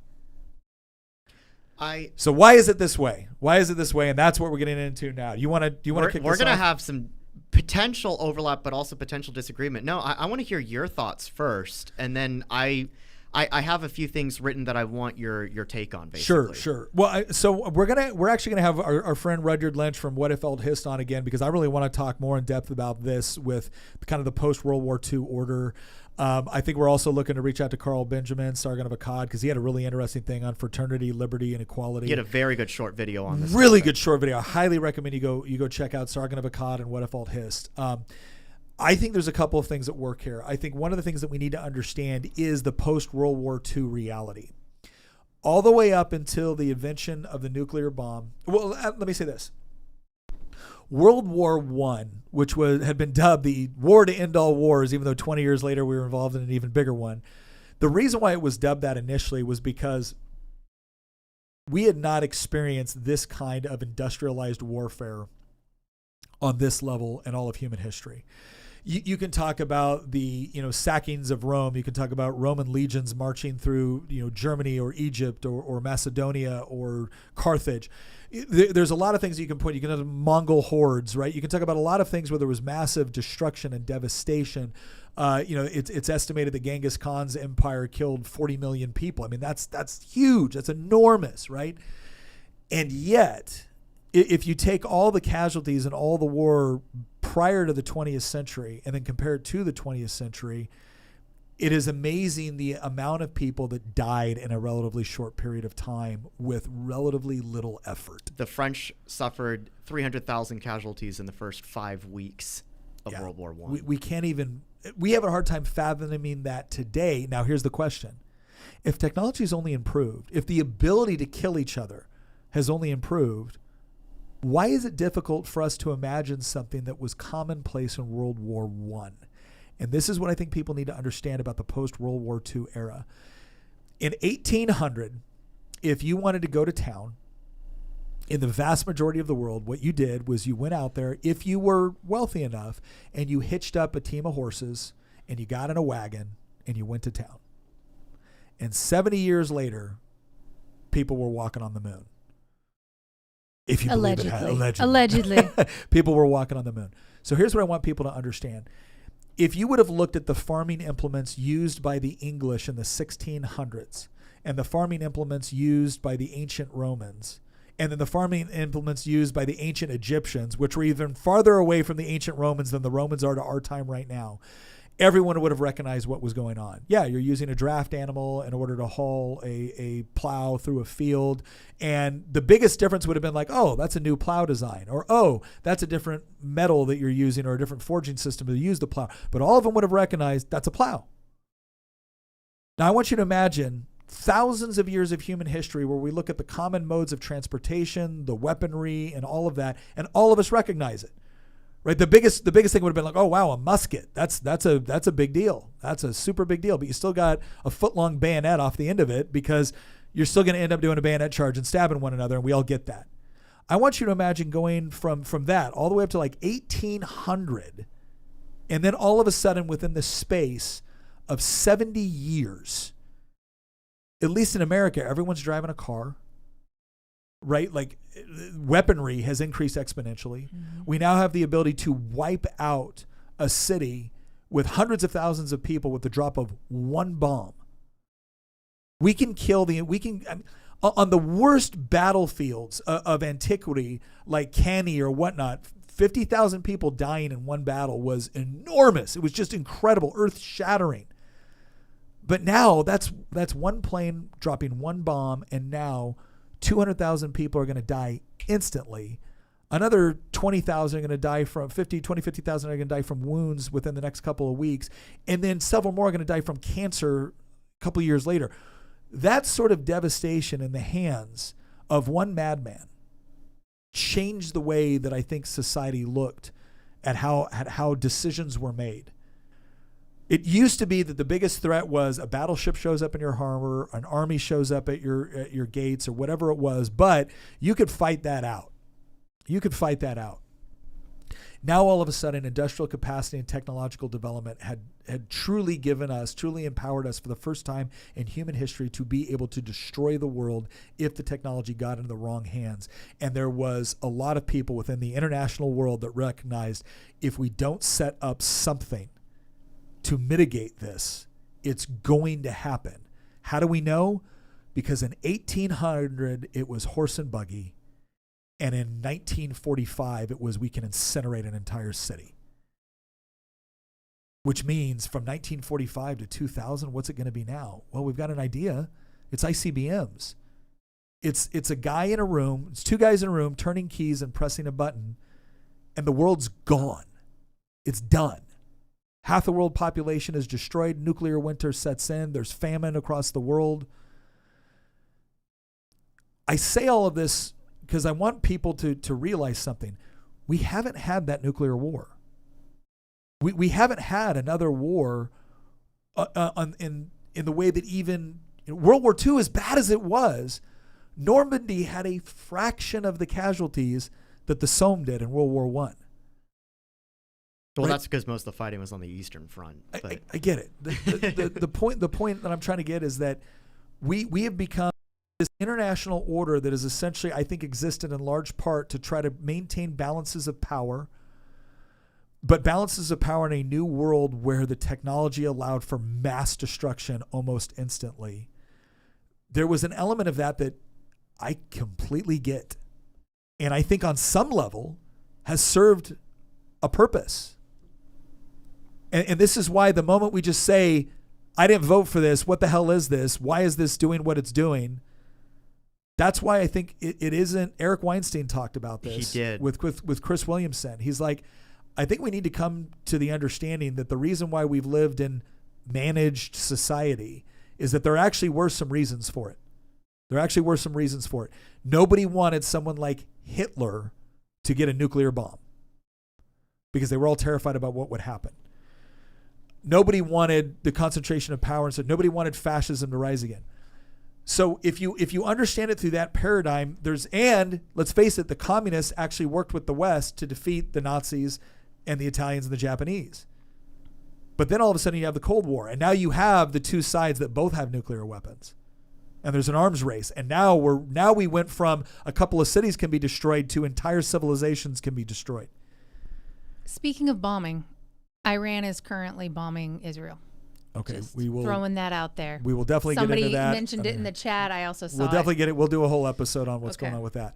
But so I don't say this to excuse the system that we find ourselves in. I say it because I want to understand how it developed. I want to understand that there was not only negative motivations for it, but there was actually probably some pretty good and noble motivations for it as well.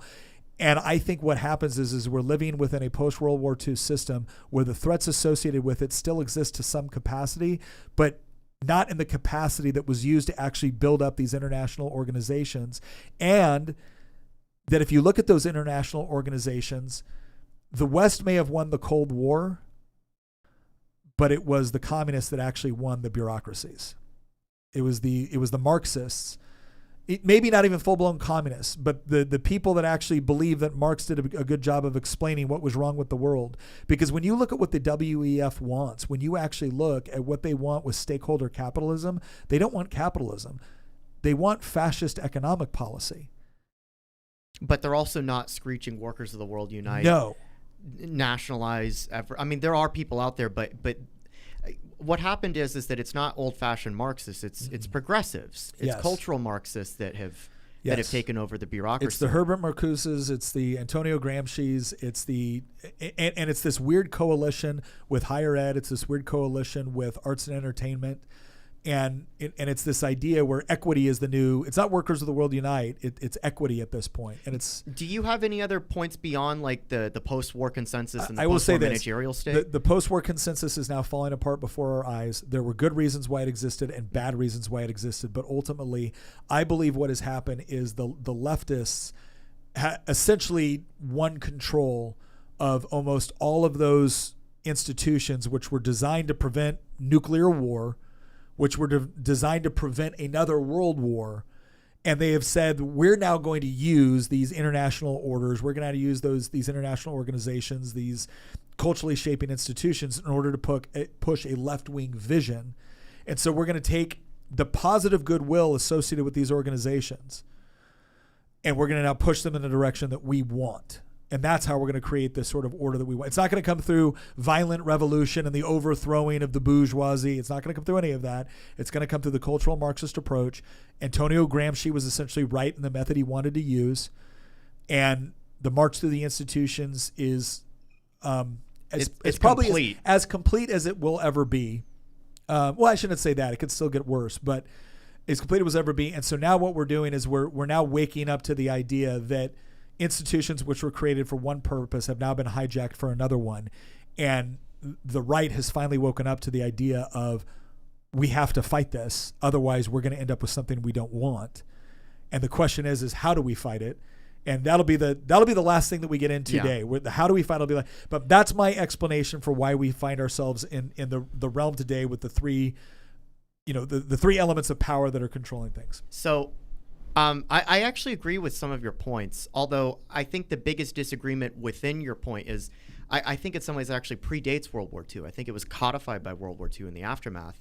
But I think the managerial class, the managerial state, the administrative state actually goes back to FDR. So in some ways it's not even the I said it goes back to Wilson. Well, yeah, certainly. Yeah. You could go back to the progressive era. But in some ways it's the World War II consensus, but it's also the FDR-Wilson consensus. I agree. At least within the United States. I think on a meta scale, though, if you think look that's at true. That's right. International systems, if you look at the West or what's happened within the European Union and Canada and the United Kingdom, certainly you could point to the end of World War II. But I kind of come from a different approach here. And maybe this is where we actually hash out some disagreements, because I think that in some ways it's a bit simplistic to be like the elites have taken over, because I would argue that elites actually always rule. Always. And it doesn't matter the type of system. It doesn't matter if it's a democracy. It doesn't matter if it's a republic. It doesn't matter if it's a monarchy. It doesn't matter if it's an absolute dictatorship like North Korea, right? Totalitarian 1984, or any other system, because all systems will involve the powerful ruling over the powerless, or the ones who are able to wield political power over those who don't. And the reason why is quite simple. Because if everybody had power, democracy promises that everybody has power. Everybody who's a citizen that can vote has political power. If everybody has power, nobody has power.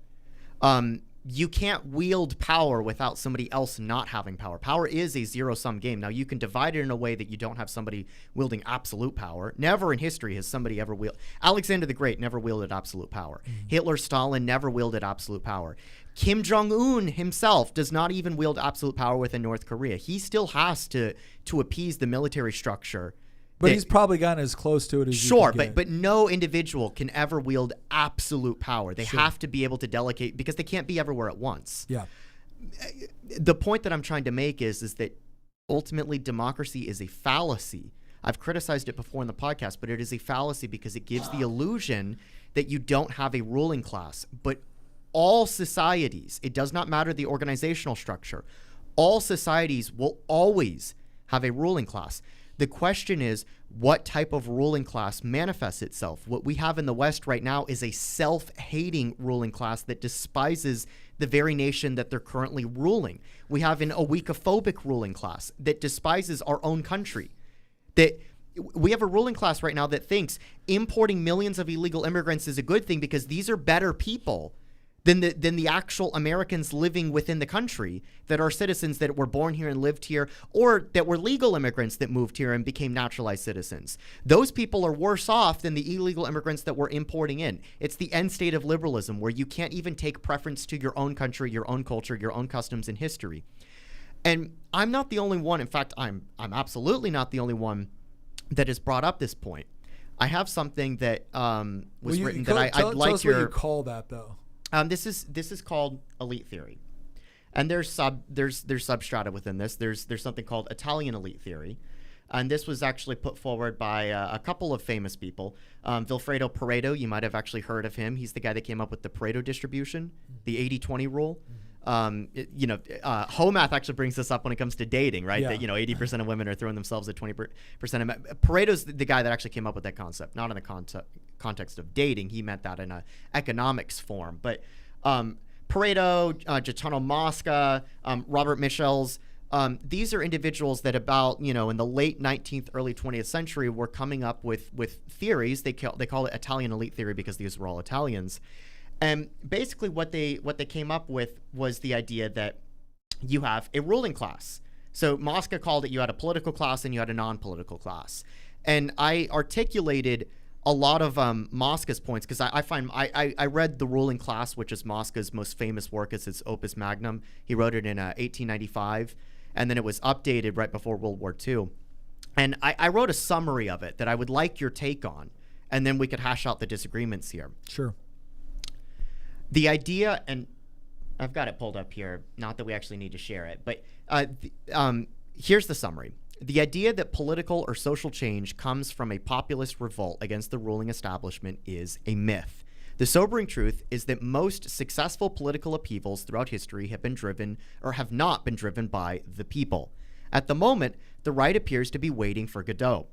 There is this expectation that if we wake people up, we can mobilize enough voters to win the next election and turn the ship around. Conversely, there's a belief on the right that even if we lose electorally, things will inevitably reach a crisis point under left-wing mismanagement, and the people will overthrow the political establishment after they've had enough. But revolutions and restorations do not happen by convincing a majority of people to agree with you, nor do they come about by waiting for those people to wake up. History-defining moments are driven by power, not populism. Do not mistake popularity for power. Power is not determined by how many Twitter followers you have or how many likes your posts get, including this one. Power is the ability to influence, control, and direct the behavior and actions of others to achieve a desired end state. It's not derived from a democratic mandate, nor does it spawn from a popular uprising. Instead, true power is hierarchical. It lies with a well-organized, resourceful, and strategically placed minority that wields dominion over the disorganized majority. This incidentally means leftists are hypocrites because they have to rely on this hierarchy to impose their egalitarian ideology on society. But that's a matter for a different post. Ironically, many people instinctively realize this fact, which is what drives many populist movements. It's always a battle against the elites, the establishment, or the deep state. But when the people rise, they are usually crushed. History has no shortage of examples of this. From the Great Rising to the Paris Commune, populist movements that lack support or coordination from well-organized elites always fail. This phenomenon isn't relegated to history either. Just look at more recent populist movements. The Hong Kong protest and the Canadian Freedom Convoy failed to achieve their goals. Instead, they were crushed by those in power. What's more, the populist right across Europe and the United States has proven unequal to the task of toppling the left-wing managerial class that currently rules over the left, or over the West. And yet, the right continues to believe that we, the people, will one day wake up and overthrow or vote the left out of power. This is nonsense. We, the people, will not rise up because the ruling class has legitimized their own rule. As the Italian philosopher Gaetano Mosca writes, quote, "Ruling minorities are usually so constituted that the individuals who make them up are distinguished from the mass of the governed by qualities that give them a certain material, intellectual, or even moral superiority, or else they are the heirs of individuals who possessed such qualities. In other words, members of a ruling minority regularly have some attribute, real or apparent, which is highly esteemed and very influential in the society in which they live. You might think it's easy to undo this manufactured consensus, especially if you believe, as I do, that this consensus is entirely illegitimate. But let me ask you a question. Do you have a friend or family member who doesn't share your political worldview? Have you tried and failed to change their mind? Unless you're a hermit or have no friends, the answer to both questions should be yes. Now, if you can't convince even the closest people around you to see things your way, how can you possibly hope to convince a majority of the public? So if popular uprisings or populist politics do not topple a ruling regime, how do revolutions come about? And this is the end here. Revolutions tend to occur when the ruling elite loses the ability or the will to stay in power. This happens for a variety of reasons and includes things like a financial or economic crisis, a breakdown in public order, or a collapse in institutional support. In our case, each of these catastrophes lies on the horizon, providing multiple opportunities for a counter-elite to overthrow the pre-existing order in the coming decades. Currently, the right lacks a counter-elite capable of overthrowing the existing left-wing ruling order.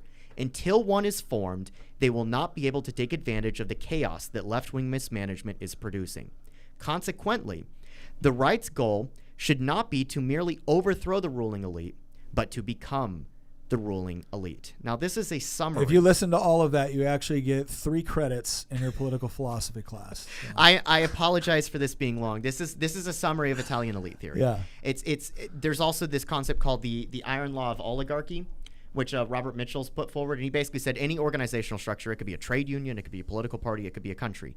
Any organizational structure will naturally devolve into an oligarchy over time, where you have a select group of people that run the show. Think about the Republican Party. Well, but here's what I'm gonna say.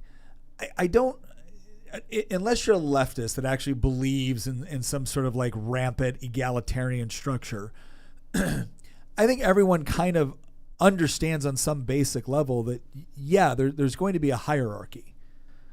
Even if they want to like popularly reject it or whatnot. So I guess here's what I'm saying. I don't see how this necessarily disagrees with what I'm saying. Like I agree with a lot of this, right? The only thing I might question some of it, but the point of, okay, we had a bureaucratic state, which ended up becoming in part the ruling elite through those that we have the 3 categories that we're talking about, the ruling elite, right? Mm-hmm. The bureaucratic state was probably the I shouldn't say new one, but let's just say the bureaucratic state reached a level of power and authority that probably wasn't as common as the other 2, the powerful interests versus the electeds or the government entities.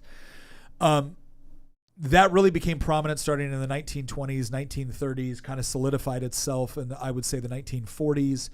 And then the post-World War II era, I think, kind of added legitimacy to it for the idea that, one, society got seen as too complicated to be left to regular people to organize their lives, combined with the consequences of nuclear weapons or any sort of weapons of mass destruction getting into the hands of people that would utilize them, unreasonably, shall we say. So I think that was my attempt to explain kind of what's going on with the current power structure. From what I understand here, your argument is like, look, there is always going to be a hierarchy and there is always going to be a ruling elite. And the reason for that is because in any organization, there's going to be a certain group of people that rise to the top based off of a variety of factors. And so the real question is how do you want to order society with the understanding that that's going to happen? There's no getting rid of that. There is no perfect egalitarian society where every decision is one vote, one person. There are always going to be, to some degree, a ruling elite. Mm-hmm. There's always going to be members of the basketball team that are the marquee players and other people that may serve an important function, but they're not the best. The way that I would say it is that you cannot have government of the people or by the people, but that does not mean that you can't have government for the people. Mm-hmm. I would argue that our founding fathers were a ruling class. They were an elite in the sense of Italian elite theory, but they were patriots. They loved this country. So I think, so if I understand this correctly, the overall argument that you're making here is that we can talk all day long about who we think is the current ruling elite and our problems with it. Mm-hmm. But if you think that what you're going to do is dissolve a ruling elite, that will never happen. It has never existed in human history, and it's not going to happen. And so the real question is who's the ruling elite? Under what authority do they rule? And by what mechanisms? And by what mechanisms do they rule? Yeah, that's the real question. And what we have right now is a ruling elite that hates the West, hates their own countries that they run. Yeah. They've legitimized the rule through democratic mandate, but they execute their rule through the bureaucracy, through the Leviathan, through all of these, shaping institutions both within and outside of government. Now, there's some people that might be thinking, after everything that I read off, that apparently long-winded philosophy course, there's some people that might be thinking, Christian, are you just saying that we just need to get right-wing people into the bureaucracy? No, what I'm saying is that the current ruling class has used bureaucracy in order to entrench themselves, legitimize their power, and actually execute their vision. And anybody, when we did our podcast where we talked about the friend-enemy distinction, one of the secondary but still important points that Schmitt was bringing up in his work Concept of the Political is who's the sovereign? And Schmitt's idea was that the sovereign is he who decides the exception. Think about COVID. Did the people vote to lock the country down? Did they vote to print trillions of dollars and create inflation? No. The bureaucracy did, and through elected officials. It was Governor Northam that shut it down, and it was the bureaucratic state that enforced it. Whitmer, actually like blocked off like the gardening section of the grocery store, and then instructed state officials to like go and arrest people who were breaking lockdowns and breaking curfews and stuff like that. You were arrested for surfboarding in California or skateboarding, and in the parks and stuff like that. This is a perfect example. And how many people voted for that? In the UK, how many people voted to import 1% of their country's population every year, filled with people that don't want to assimilate into the United Kingdom but want to set up ethnic enclaves? And a subsection, a very well-organized subsection that actually wants to overthrow it. And yes. And yet, time and time again, the British people, through Brexit, through electing the Tories repeatedly, and then through revolting against them and voting for parties like Reform this year, have repeatedly said, we want control of this situation because it's starting to get out of hand and it's creating dangerous circumstances, particularly in our cities. And every single time, they just ignore it.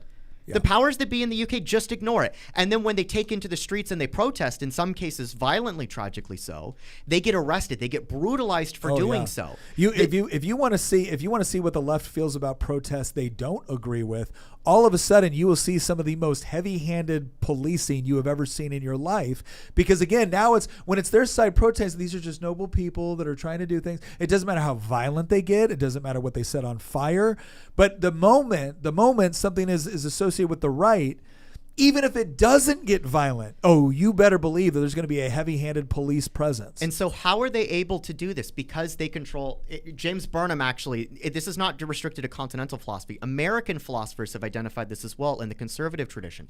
James Burnham and Samuel T. Francis, who's Rudyard's a big fan of Francis. He wrote this book called The Leviathan and Its Enemies. James Burnham wrote a book talking about the managerial revolution. This was decades ago. This was in the formation of the post-war consensus. And both of these individuals realized that our ruling class are going to be using the bureaucracy in order to legitimize and execute their power. And so I am not saying all that we need to do is just throw the elites out and then we take control of the bureaucracy. Actually, one of the first things we need to do is dismantle the bureaucracy, because that's how the left-wing ruling elite that hates their own countries are currently in charge. But for the populace out there that believe that we're just going to overthrow the deep state and we're going to have we the people are going to come back and take charge again, that is never, ever going to happen. Democracy is not going to save you. You are not going to return power to the people, because the people never rule. The question is, who is going to be in charge? And what we have right now is a ruling class that hates us. What we need in charge is a ruling class that loves us, a ruling class that will do the necessary work of governing and executing the law for the people. But the people will never rule. That is why I fundamentally agree with Mosca here when he says that you have a ruling class and a non-ruling class, but that does not mean that you just pick your flavor of 1984. And that also does not mean that you just pick your flavor of who's running the bureaucracy. I would actually argue that a healthy right-wing ruling elite is actually more in line with what the founding fathers had, where, again, Jefferson writes about this in his writings. There's a natural aristocracy out there. It's one that's not limited by blood, not limited by connections and nepotism, but it's limited by ability. And you don't need to create a bunch of three-letter government agencies in order to get those people in charge. I think what needs to be understood is the same people that are pushing for this kind of massive sense of egalitarianism and equity, they're the ones actually creating the sort of structures that will ensure only the people connected to power get access to the resources, right? And then everyone else gets just enough resources to be placated in order to keep the certain power structure in place. This sort of meritocracy. Now, let's carry this out to its logical conclusion. This kind of gets into the whole what can be done about this, right?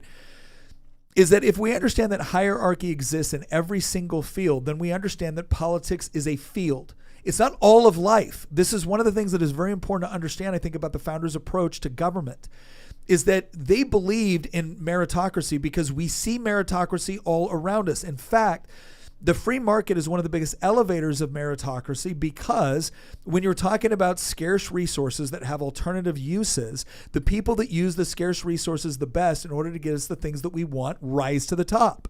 And that's a good thing. It's a naturally occurring phenomenon that takes place provided that we don't have outside systems or influences which shuts it down. But the whole purpose of the managerial class is to shut it down and to reorient it in the way that they want it to go. And so I think when they talk about meritocracy within our government system, or government of the people, by the people, and for the people, the statement here is properly understood, is that it will be from our people from which our government will be selected. It will not be from foreign lands or foreign rulers, right? It will be it will be by the people, in the sense that the people will have a say in the processes by which those people are selected. And it will be for the people, in the sense that the same people that have the say also have the say on removing people from power should they abuse it in ways that are inappropriate. You combine all of that with a system that was actually designed to be very limited in its nature and scope. The federal government, Article 1, Section 8, is very limiting. You look at the enumerated powers, it's incredibly small on what the scope is. And you can see an environment where, yes, if we're electing people to serve the very, very limited and enumerated functions, there will, of course, in that system, just like anything else, be a hierarchy that gets elected, right? But the people get a say on who that hierarchy gets to be. And then that hierarchy will get positions of power. And within that hierarchy, there will be another hierarchy. And people will rise to the top based off of their ability to operate within that system of governing. But when government is limited to those small functions, it allows for hierarchy everywhere else within society, where people do have an opportunity to actually rise above and be the best they are within their particular field or within their particular scope, right? Maybe you're not the best in computer programming, but maybe you are the best in your company within computer programming. Maybe they're best within your region. Maybe you're not the best overall with the world, but you're the best in this. And what it is the more fields for which government does not dominate, the more ability there is for people to find the place in which they thrive and go as far as talent and hard work will take them. The moment the government decides to come in and say, no, we will now micromanage this with respect to our objectives and our goals and our morals, well, then all of a sudden you've taken all of that away, and now there's one realm to fight for: government, because it's the one deciding who gets to rise and who gets to fall. There's actually infinite realms to fight for, because politics then seeps out into every aspect of society. No, but that's where I disagree with you, because the moment politics seeps out into every aspect of society, politics becomes the one thing that we're ultimately fighting for. See, if politics is staying the hell out of my way in my business, well, now I get to go out and compete in an environment within my business, within other businesses, within the industry, in order to do something, and we can find new ways to innovate and structure and everything else. The moment politics comes in and says, we will now decide how this is run, there's only one realm now: politics. No, sorry. That's the point I'm trying to make. I apologize. What I meant by that is that once you have a legitimizing mechanism where it's the illusion of popular sovereignty are the ones that ultimately hold all political. The people are sovereign. The people have all the power, and we're just the experts, the servants, the public servants that are executing the will of the people. What you end up having is that there's no limitations to what the actual ruling class are going to engage in, or what they're going to do, because the way that they've legitimized their existence and the way that they legitimize their power is through the bureaucratic state. Again, think about how many aspects of society Louis XIV, who was an absolute monarch, right, had his fingers in when he was in charge. Well, there wasn't actually an expansive bureaucracy until really the French Revolution. Yeah. And then at that point, it's like, well, the people are the sovereign, but through the Jacobins and through the Reign of Terror, we're actually going to execute this sovereignty. And so what you saw was something incredible, which was that this Republican government somehow managed to pull off more authoritarian, absolute, centralist, totalizing control over society than the guy who called himself the Sun King ever did. And again, you and I have debated this before, and you bring up, well, was this technology? And my response is, what great technological leap took place between 1770 and 1793? But the point is that I want people to realize that the reason that we're losing is not because we haven't overthrown the deep state or overthrown the elites that are running the show. The reason that we failed is because we have not yet realized what the nature of the fight is. We think that we need to be removing these people, and that somehow we will return power to democracy or to the people. We the people.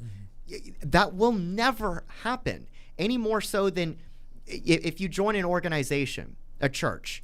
Does everybody at the church gather together for the organizational meetings to decide all of the inner functions of how the church operates? Does the entire congregation? You have a board of elders that typically does that. There's certain issues for which the entire congregation can vote on, but no, you have a breakdown. Even if you set up one where it was open to everybody. This was actually a problem that socialist parties were realizing in the 19th century, which was, we're the party of the people. Why is nobody showing up to our meetings when we're laying out the agenda calendar and stuff like that? It's because people have other stuff going on. People want to go out there and grill, right? Like nobody who wants to sit in front of a bunch of committee meetings all the time. So I don't think we're disagreeing in any sort of fundamental way about this. I think the real question comes to, okay, so what do we do about it then? And I think your first answer to that is you have to recognize the nature of the fight. The nature of the fight is not, we're going to return the power to the people in some sort of sense is where all of us are just going to decide how society is governed. That's not how this works.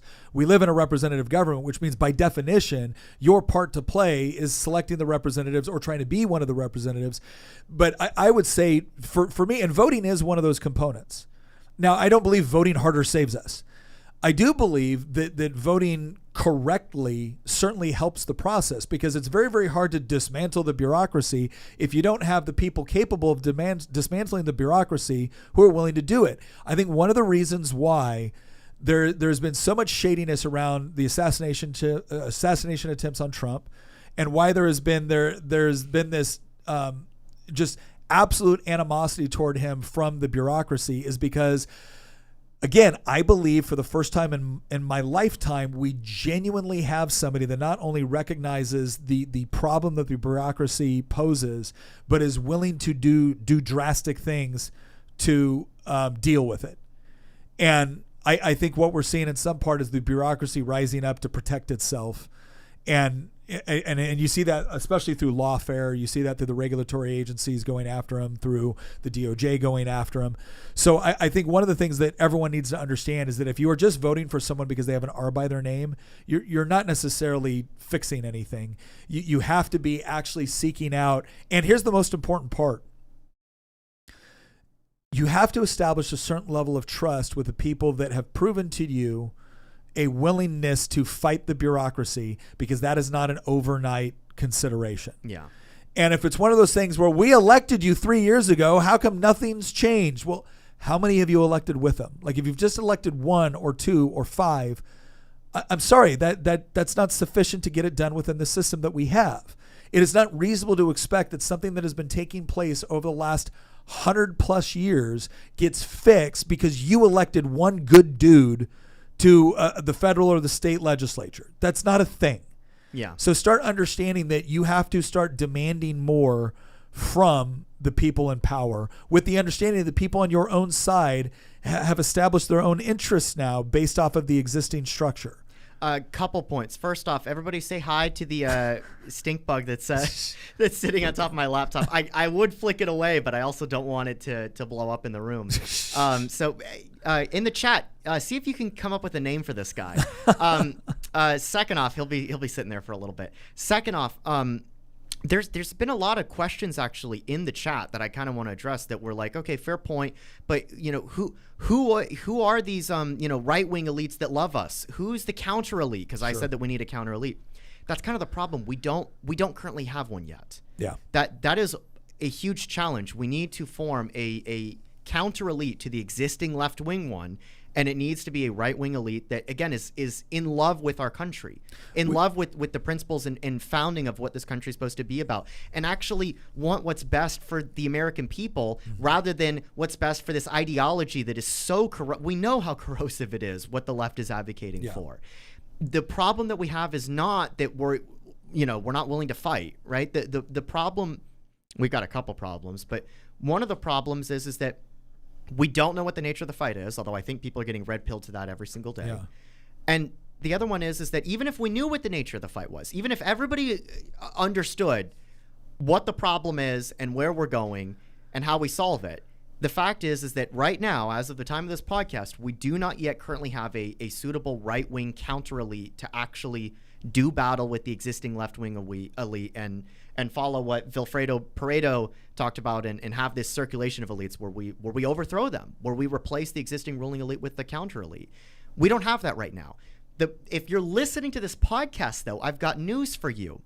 There is a really good chance that you might one day be part of this counter elite. Yeah. If you're this in tune with politics, if you're that in tune with it, and if you care that deeply about it to the point that you're willing to listen to a 2-hour-long podcast where we talk about these issues, you might end up being the type of material that is necessary for the formation of that counter elite. But we're not there yet. Yeah. That's a huge nature of the fight. There's another point, though, that I know that you have in your outline that, as we get close to the ending here, that I think we've got to address, and one day it might even be its own whole podcast, which is the wrong type of reaction, right? Yes. This is something that I really need to emphasize. Is like I am watching elements of the right now, and I'm trying to be careful of my microphone because Whitfield said, Nick, please replace your microphone. The crackling and topping of the gain is horrible. This is my fault because I fluctuate so much on my voice, among other things. But Nate's over here like, thank you. Finally. Yeah. So thank you, Whitfield. It is noted. Here's what I'll say. I think when it comes to some of the rejection I'm seeing on the right, there is so much frustration on the right now, and there's such a feeling of betrayal by people that were supposed to be prominent leaders within the right, that I'm seeing a lot of people essentially gravitate toward anybody that is offering either a quick, easy solution, or is offering something which is to say that everything you were ever told about history is wrong. Winston Churchill is the worst guy in World War II. Like when I saw that blew my mind, not because I'm not willing to do a hard kind of introspective analysis of the World War II era, not because I'm not willing to try to understand things from different perspectives, even perspectives that I might find to be abhorrent, to better understand why things developed the way they did, right? It's a common mistake in history to believe that evil people just somehow tricked everybody to taking power. That's not generally how this does, or not generally how this works. Usually what happens is there's very legitimate problems within a society, and then there's certain elements of truth which then get perverted in different directions, and the people that offer sometimes the easiest solutions or the most direct solutions or appeal the best towards someone's sense of injustice win. And then they utilize that power in some of the most horrific ways imaginable. This is why reading books like Ordinary Men are so important. This is why I tell people, like, if you honestly believe that it's just pure evil motivating things, I think you need to differentiate between what, say, maybe Satan wants, right, and what people use to justify doing horrific things, because people almost never justify horrific things based off of just a desire to see people in pain, right? Horrible serial killers don't end up typically leading things, because they're usually so narcissistic and so consumed in their own world and interpretation of reality that they may have a limited capacity for charm, just to fulfill their need to satiate this dark desire. The people that actually achieve that level of control over a society are usually doing something to address very real needs and concerns within that society, but then it's perverse. Yeah. And the problem that I have right now is I'm watching people that want to try to reconstruct Hitler as if, well, actually he was dealing with a war-torn society and he was just trying to address some of the immigration No, that's not all he was doing. Two things can be true at once. It can be true that the Weimar Republic was failing. It can be true that the Treaty of Versailles put on limitations that inevitably caused other problems. It can be true that there's legitimate concerns within a society that a particular individual may be addressing, but if they're addressing it in the wrong way or from a moral perspective that is inherently perverse, they are not your ally. And this is the part that I think the right needs to understand. Not everybody who hates woke is our ally. They are not our philosophical brother. They're not CCP hates woke our too. Theological brother, right? North Korea hates woke. Kim Jong-un is not my ally. And I think we need to understand that, again, the enemy of my enemy is my friend. Not necessarily, especially when if you beat the enemy, that guy now instantly becomes your enemy and was more than willing to have you come along in order to legitimize their power within the system. This is why creating a positive vision for what it is that we are fighting for and that we want is so essential. And this is something that you've talked about at length, about what it is that we believe in and that what type of society do we want to be living in. Because when you're just reacting against the people that you identify as either being the bad guys or having bad ideas, you can end up, well, kind of losing your mind. Actually, a good example that Rudyard himself has brought up to us, and to his audience as well, is wokeism itself. Is modern day leftism. I mean, I think all leftism is bad. You already know that. But like, is leftism itself? Rudyard once said, and it was really profound. Rudyard once said, going back to the whole post-war consensus thing, Rudyard once said that, we looked at, and by we he means like leftists, right? Looked at World War II. And said, we're going to be the exact opposite of like the Nazis and the fascists in every single way. Yeah. Every single way. And he truly meant that in a way that like, oh, the Nazis prioritized masculinity, therefore we're going to demonize masculinity. Not demonize like genocide, not demonize, invading countries and totalitarianism, demonize masculinity. The Nazis were extremely racist and, pushed the myth of the Aryan Superman and stuff like that.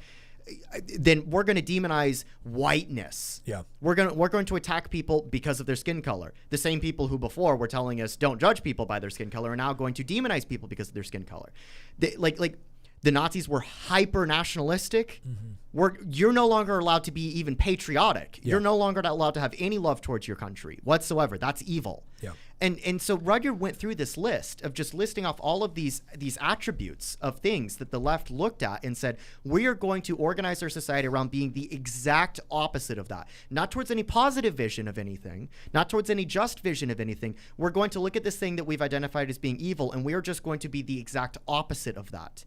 And the danger, Rudyard's larger point, and I agree with him on this, the danger when you do that, we've seen the danger. We are living in that type of society now. That is what wokeism is.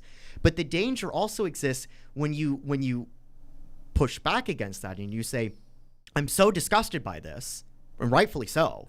Speaking on the right, I'm utterly disgusted by what the left has done. Utterly disgusted.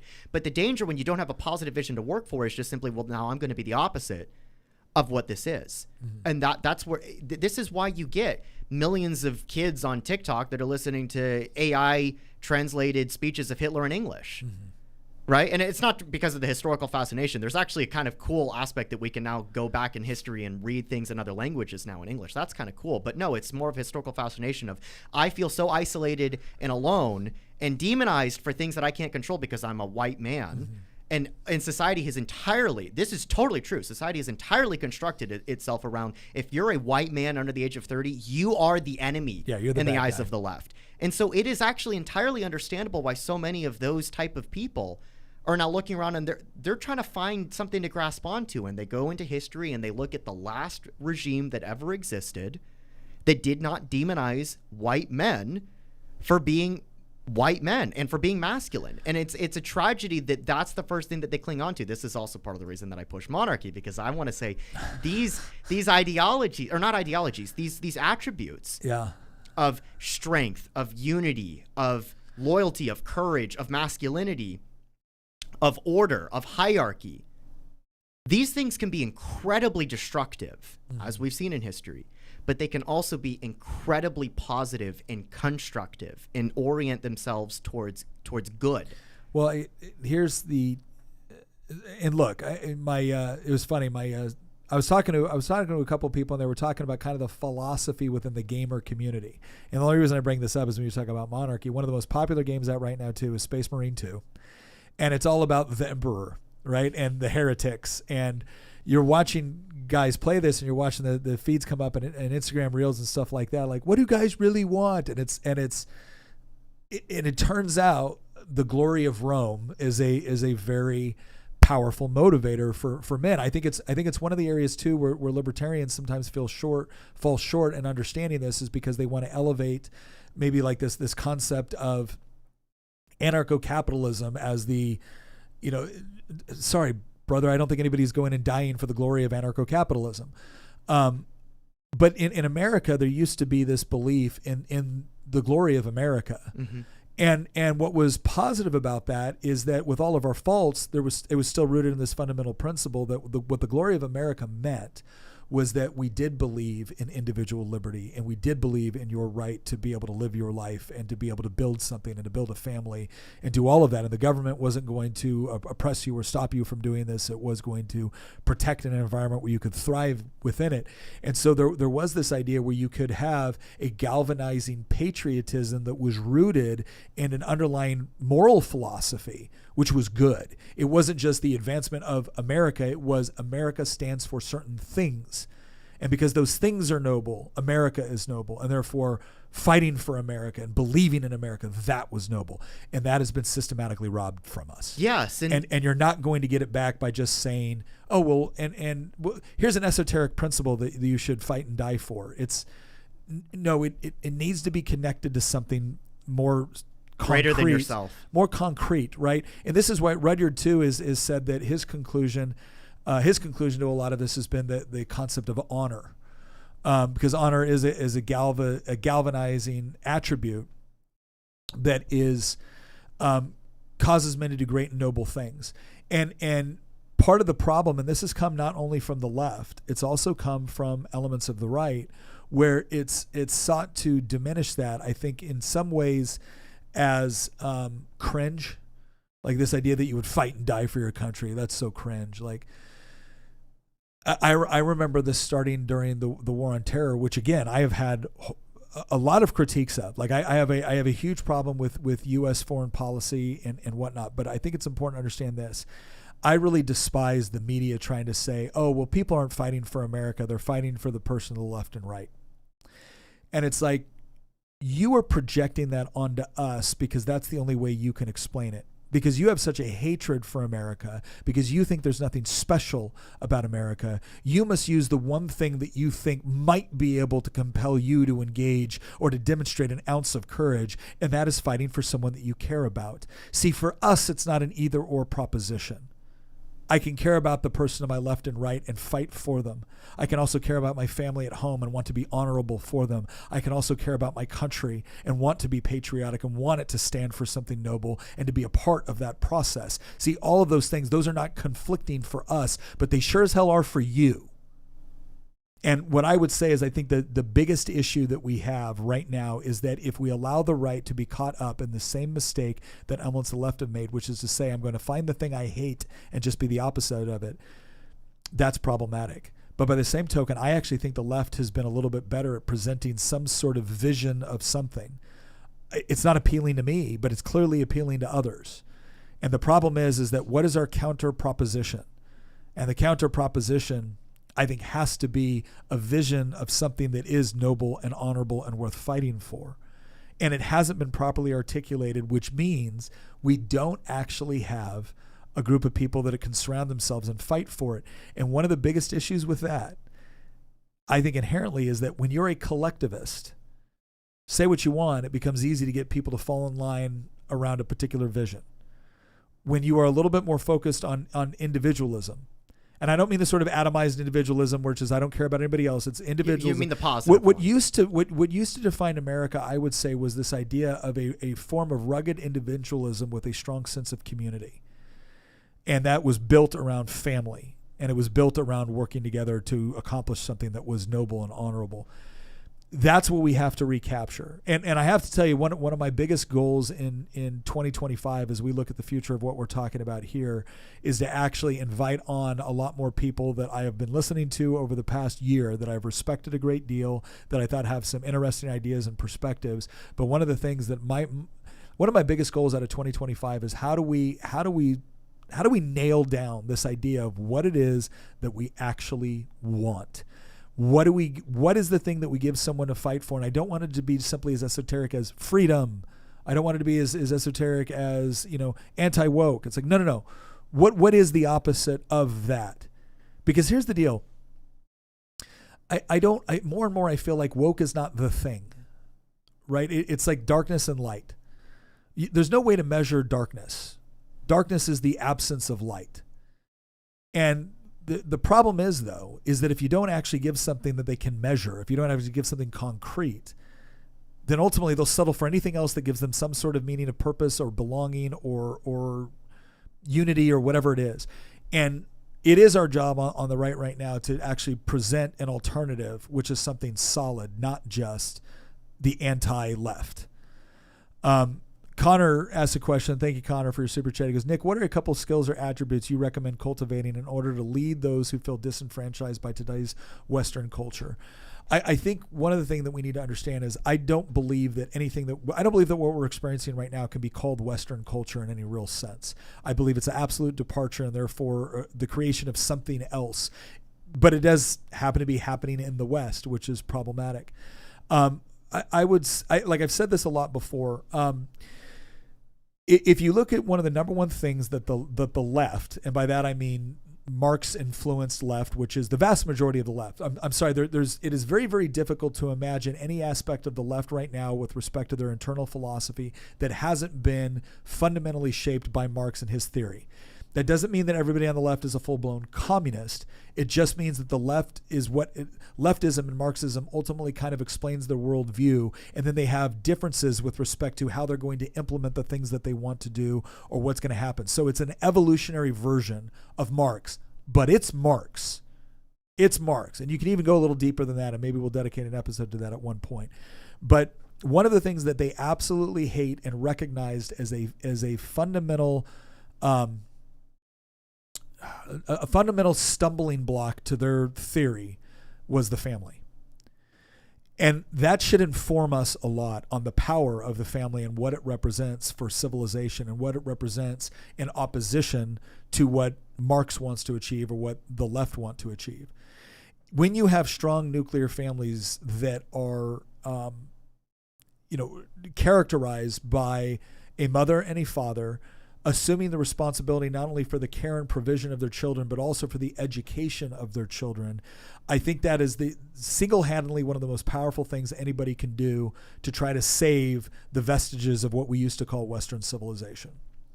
And I think to some people that sounds overly simplistic. It's actually gotten a lot more difficult because we see what's happened. We see what culture has done to how men see themselves, how women see themselves. We see the rise of elements within social media platforms that make it more and more difficult for men and women to find like-minded people to actually come together and build families with. All of that has gotten more difficult in some respects. And so here's what I would say. If we can agree, let's start off with the most simple building block of what the right wants. If we can agree that the family is fundamental, it's not just nice to have, it's absolutely fundamental to the saving of Western culture, then the first question we have to ask ourselves is, okay, what do I need to do in order to build that kind of family? Well, the first thing I need to do if I'm a man is I need to find a woman who shares those values and wants to do that, who shares those values, those goals, those expectations for the roles and responsibilities of a husband and a wife, a mother and a father. I need to find them. I need to be attracted to them and be attracted to them and be attractive to them. Does that make sense? Yeah. So what do I do to do that? Well, here's what I have found. For the women that want that and have that sort of expectation within reality, which, by the way, raising kids within that environment is the biggest way to make sure that you're raising sons and daughters to want the same thing. You have to develop, it's those 5 categories we always talk about. I just did a mainline video on this. It's the spiritual, the emotional, the intellectual, the physical, and the professional. So the question is that if I may, let's say I'm a 18-year-old man right now, and I'm trying to figure out, okay, and I have decided that building a family is the most important thing I can do to save my worldview. I am instantly working on how am I making myself more like spiritually? What is my worldview? Like, what do I think about God? Because regardless of what anybody tells you, what you think about God will found the moral foundation for right, wrong, and truth. And that's the building block for everything. Right? The way you perceive reality and the way you perceive right and wrong will ultimately be determined by what you think about God. Now, that doesn't mean it will alter what those things actually are, right? You can pick the wrong faith and come to very, very bad conclusions. But again, as a Christian, I will say this, that is the foundation of my worldview. And it is an authority that I can appeal to regardless of anything else that is going on within the world. That is critical because that will form the foundation of your values. You have to answer that question. That's the spiritual component. And you have to actually invest time into really discovering that and then finding someone that shares those same spiritual and values convictions. Have to. Absolutely have to.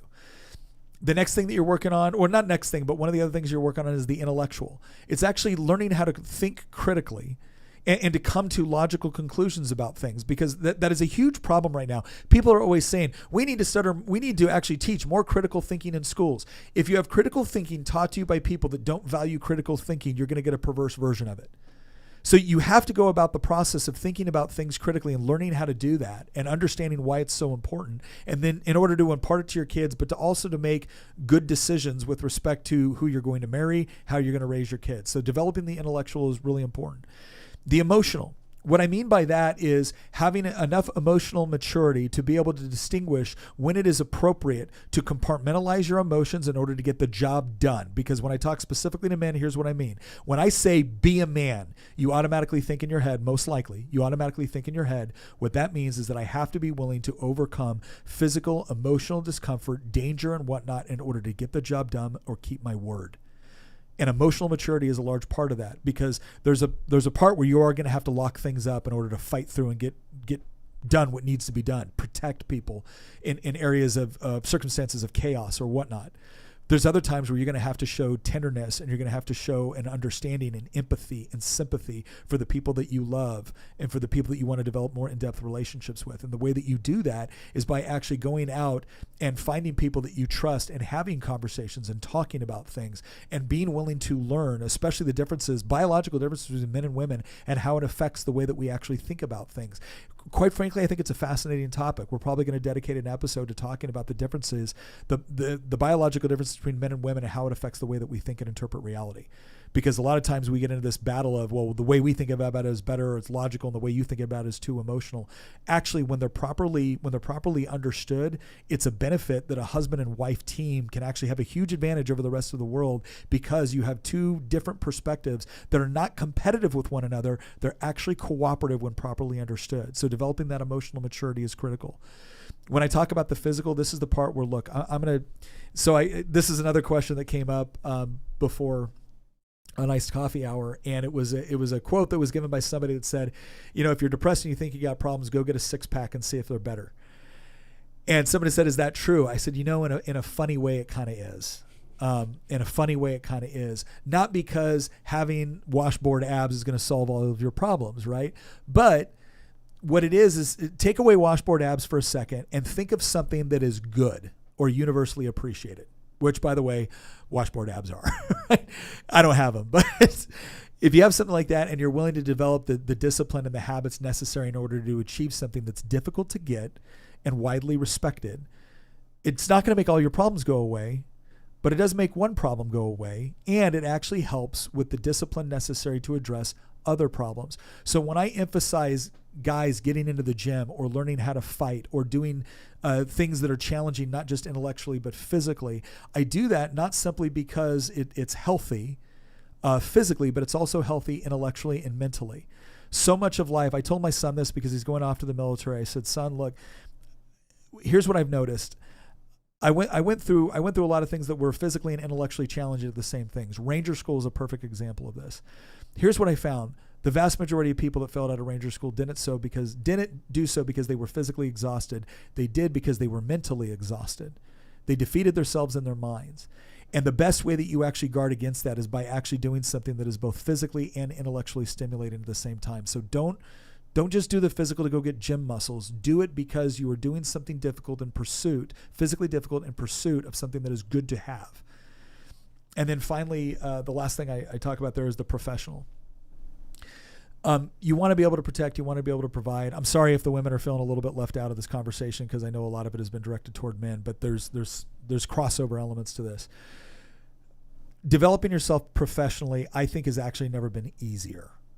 The access to information is incredible. The goods and services that you can actually provide have become incredibly diverse. And so the question is how are you going to spend your time? Here's what I would encourage you to do. as you are developing yourself intellectually, physically, and along all those other categories, start to think about the capabilities that you want to possess that have financial or economic value. That's going to be different for every person, so I can't just say it's this. What I will say that effective communication is pretty critical. I don't care what realm you go into. If you can effectively communicate, it's almost always has economic value. But developing capabilities along your interests that also have marketable value is a really, really good use of your time. One, because you're going to find it at the same time valuable, you're going to find it entertaining. And so if you can start to develop marketable capabilities along the interests that you have, you're going to find a willingness to continue to expand, to continue to get better, and that's going to make you more financially capable. At the same time, you should also look at developing capabilities that provide you a certain degree of independence, which is to say that if something broke, I could fix it.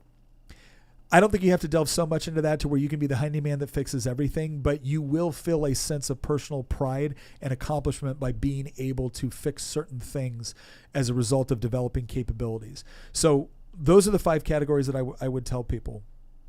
Understand what you believe about God, because that informs what you understand about truth and morality. Intellectually develop yourself and an ability to be able to critically think and discuss issues, because, and this is something that Jordan Peterson talks about, one of the quickest ways for a woman to determine if you have some sort of intellectual capacity is wit and humor.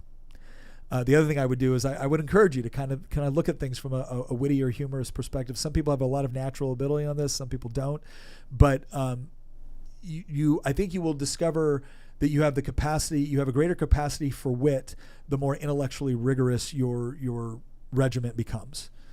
The emotional side, again, seek out conversations, be willing to talk about things, be willing to dive into the psychological and understanding the differences between men and women and how it impacts the way we think about things. And then again, hit the gym, maybe do some jiu-jitsu or boxing, and develop capabilities that both interest you, but are also, if it interests you, but it has no monetary value, I'm not saying you have to give that up. But you should prioritize things that both interest you and potentially provide economic value. So those are the 5 things I would say. I did not mean to go off on that for like 15 minutes. I was about to say, you were upset at me with my long-winded Well, I wasn't reading this off. I was, the reason I was reading that off is because it was the summary of elite theory that I wanted to make sure that I made Mosca's argument for him, because he's not here with us to make it. And this is also Connor, right? Connor invests a lot of time in this community. He's entitled to a comprehensive answer. I actually appreciated it, in part because, as we wrap up here, in part because going back to what we were saying before you spent like 20 minutes answering that question, we were talking about the danger of going too far or whatever with the right, which we've talked about in previous podcasts going back to last year. There was this essay that I think I'm going to read to you. Unfortunately, audience, he's going to get read to again after we're done recording something. There's this essay that I've been telling you about where the writer, who falls within the dissonant right, but he's actually a pretty reasonable guy other than that, arguably, he was talking, it's called The Dissonant Right and Its Discontents. And David Green was the guy who wrote it. He's called The Distributist on YouTube, actually. And it was a very well-written essay. I highly recommend that people take a look at it when they get a chance. But he wrote at the end, there's this concern, rightfully so, of some sort of backlash going too far. You had Joel Berry, who was actually quoting Aaron McIntyre and kind of asking him for some sort of limiting principle on McIntyre's worldview. And he was insinuating, I think kind of wrongfully so, that McIntyre had some dark aspects of what he was advocating for. He was trying to basically say that McIntyre was like a fascist or something. Who was saying this? Joel Berry, who's one of the writers, or the head of the Babylon Bee. And McIntyre did not take that lightly. But this guy was writing about this exchange, and he was saying it is perfectly understandable to be concerned about going too far, so to speak. He was actually quoting Job, and he was like, this far and no further. But the problem is that we're in a war of belief. Our politics have become an existential battle about belief systems, and belief systems, like religions, have no limiting principles. Otherwise, they would not be religious or belief systems. And so the only thing that I can tell you to put your trust in is not some sort of neutral process. It's not some sort of limiting principle. You should put your trust in people that are worthy of the trust. And so when it comes to articulating what type of vision that we have, a positive vision, in order for this right-wing counter-elite to actually take power and then execute on that positive vision, rather than just simply negate that which they're fighting against, not saying they shouldn't negate what they're fighting against, right? But when it comes to executing that positive vision, I think it begins with actually the formation of that counter-elite. Yeah. Somebody asked in the comments, who are our leaders? Who are these right-wing leaders that love our country and that want to lead us? We need to find those leaders. We need to find leaders that are worthy of us putting trust in them, because we know that they're doing the right thing and that their heart is in the right place. The other thing I think that, again, I talked about this before, it is a little bit more difficult to find a coherent set of leaders in an ideology or a philosophy which actually believes in individualism than it is in one that believes in collectivism. It is. Again, the reason why things happened at the time that it did with the founders is that's unique. That's not just easy to replicate whenever you feel like it. And it's also important to understand that those founders, when they had a common enemy, worked together fairly well. There was still horrible debates in the First Continental Congress and even the Second Continental Congress, where New York wasn't actually willing to vote for independence. They had to stay neutral for that particular vote and then signed on later. South Carolina initially was absolutely against it. There was some really, really bitter disagreements between people. I think the difference is that they still saw that there was common values. Now, the moment the common enemy of England went away, the moment the common enemy of the king went away, Jefferson and Adams, who had been very, very close friends throughout the Revolution, the Continental Congresses, became bitter enemies when it became fighting over what was, now the American Republic. And so I think we need to also understand that conflict, this is something that Rudyard talks a lot about, conflict is a natural part of human existence. The question is always going to be is how do we take the conflict which is going to take place and manifest it positively? Mm-hmm. The problem that we're having right now is that, again, I think the right intuitively understands this. This is why they appeal to the competition of the marketplace as a healthy outlet for that competitive and aggressive spirit. The problem is that then gets applied in political realms with people that do not share the same value proposition. And so, again, that's why you've had conservatives going, my friend and colleague who, my fellow American or Virginian, we just disagree on that. I'm sorry, I just don't believe that's true anymore for the vast majority of people that sit on the other side of the aisle. And I don't mean to be mean about it, but if your vision of America is one where you get to do drag queen story hour for my children, whether I like it or not, we're not fellow Americans. Like, let me make that really clear. We're not fellow Americans anymore. And that's where we've gone. Like, it's not even good enough to be like, I want to do drag queen story hour for my children, but not for yours. No, they want it for yours too. And that's the point where we have to start realizing that, nope, we are now at a point where one side's going to win. I want it to be an honorable victory, though. And this is the part where we can't get into this idea where anybody that opposes that is my ally.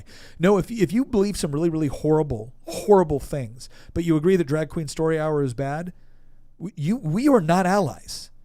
We might recognize that that's a threat, but that does not mean that we want the same thing for society. And so in order to get that, we're going to have to here's the issue. This is one of the reasons why it's so difficult, is that we are competing against a whole host of culturally shaping institutions which have been very much infiltrated and taken over by left-wing ideology. And so you actually have to either remarch through some of those institutions, some of which that may be possible, others are not, or you have to set up competitive systems. So, like, for instance, when I look at the public school system, I'm like, hey, get your kids out.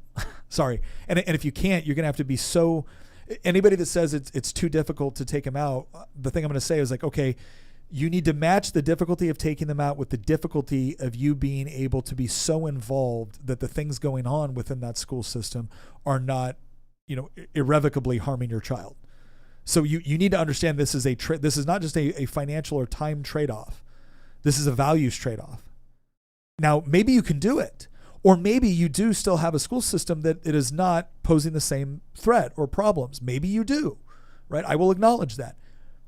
Chances are, the chances that is this situation is decreasing. And I think I want people to at least understand that. If you're not willing to get on board with my vision of that, you need to at least understand that the odds of you being able to send your kid over there and it being perfectly fine and similar to the experience you have decreased exponentially and will continue to do so at this point. So what do? You set up an alternative. And I think the more we start setting up those alternatives, what will end up happening is that natural hierarchy will take place. If I'm looking, for instance, if I'm looking for someone on the educational realm that I respect, who I feel is actually doing something about it, not just talking about it, but actually doing something about it, I look at Matt Boudreaux and Tim Kennedy. I look at the Apogee program. I see, that's something I like and admire from two men that I respect. That's potential leaders within a particular industry or realm. When I look at people talking about what is masculinity really supposed to be, and no, it's not just the fringes of a red pill ideology which says go sleep with as many women as possible and get a nice car. It's someone that says, no, this is what being a man is. I look at guys like John Lovell. When I look at trying to combat what's happening with child abuse or human trafficking, I look at guys like Victor Marx. So the bottom line is these people are starting to elevate. And I'm seeing the same thing when I look at combating within the church, deconstructionism. I look at Elisa Childers. Right? So I look at Frank Turek. I look at Cliff Mitchell. Like I'm seeing these people that are starting to rise up because, not just because of what they say, but because of the work that they're actually putting in and doing. Those are the natural leaders that within our system of meritocracy are earning the respect of people to say, I will not only listen to this person and apply, but should they choose to lead in a situation for which it is required, they are worthy to be followed. And that's the part that I think is exciting, because I think it is starting to develop. The biggest part that is missing is some sort of coherent vision, which doesn't serve to isolate these different groups that are natural allies. Like, we can have the fight on what does the ideal government look like, but both of us recognize that we want a government that represents and that cherishes individual liberty, property rights, free market economic systems. We might disagree on some of the mechanics of that. Fine. That is, I'll put it this way. Same thing with the founding fathers. That, my friend, is a battle I am willing to have with you at the Constitutional Convention. But for right now, we got to fight the war. And so that's what we need. We need we need to rally around the people that we can fight the war with, who we don't mind having the hard discussions with at the Constitutional Convention, because there will have been something that we all went through based off of a common purpose. So that's what it's going to take. Common purpose, common sacrifice. And then when we get to the other side, on the other end, we might fight, we might disagree. We might find ourselves on opposite ends of certain elements of the debate. But there's a shared set of values that we know we're both dedicated to, and that whether your side wins out on that battle or my side wins out on that battle, I can live in that system because it's still rooted in the preservation of certain values. All right. I hope this has been helpful. Thank you very much. We've gone 2.5 hours on this one, baby. It was a good, let's be honest. We talked about some controversial stuff. Yeah. We deconstructed some myths, but then we also peeled back the layers in other ways. Yeah. And again, I think we talked about some really controversial stuff, but also really important stuff to actually understand what's going on. So I love the discussion, and yeah. I think we also hinted at a few things that one day need to become their own podcast. We have some more podcast ideas again in our circle community. We got some more things we're going to be rolling out with that I think are going to help with this as well.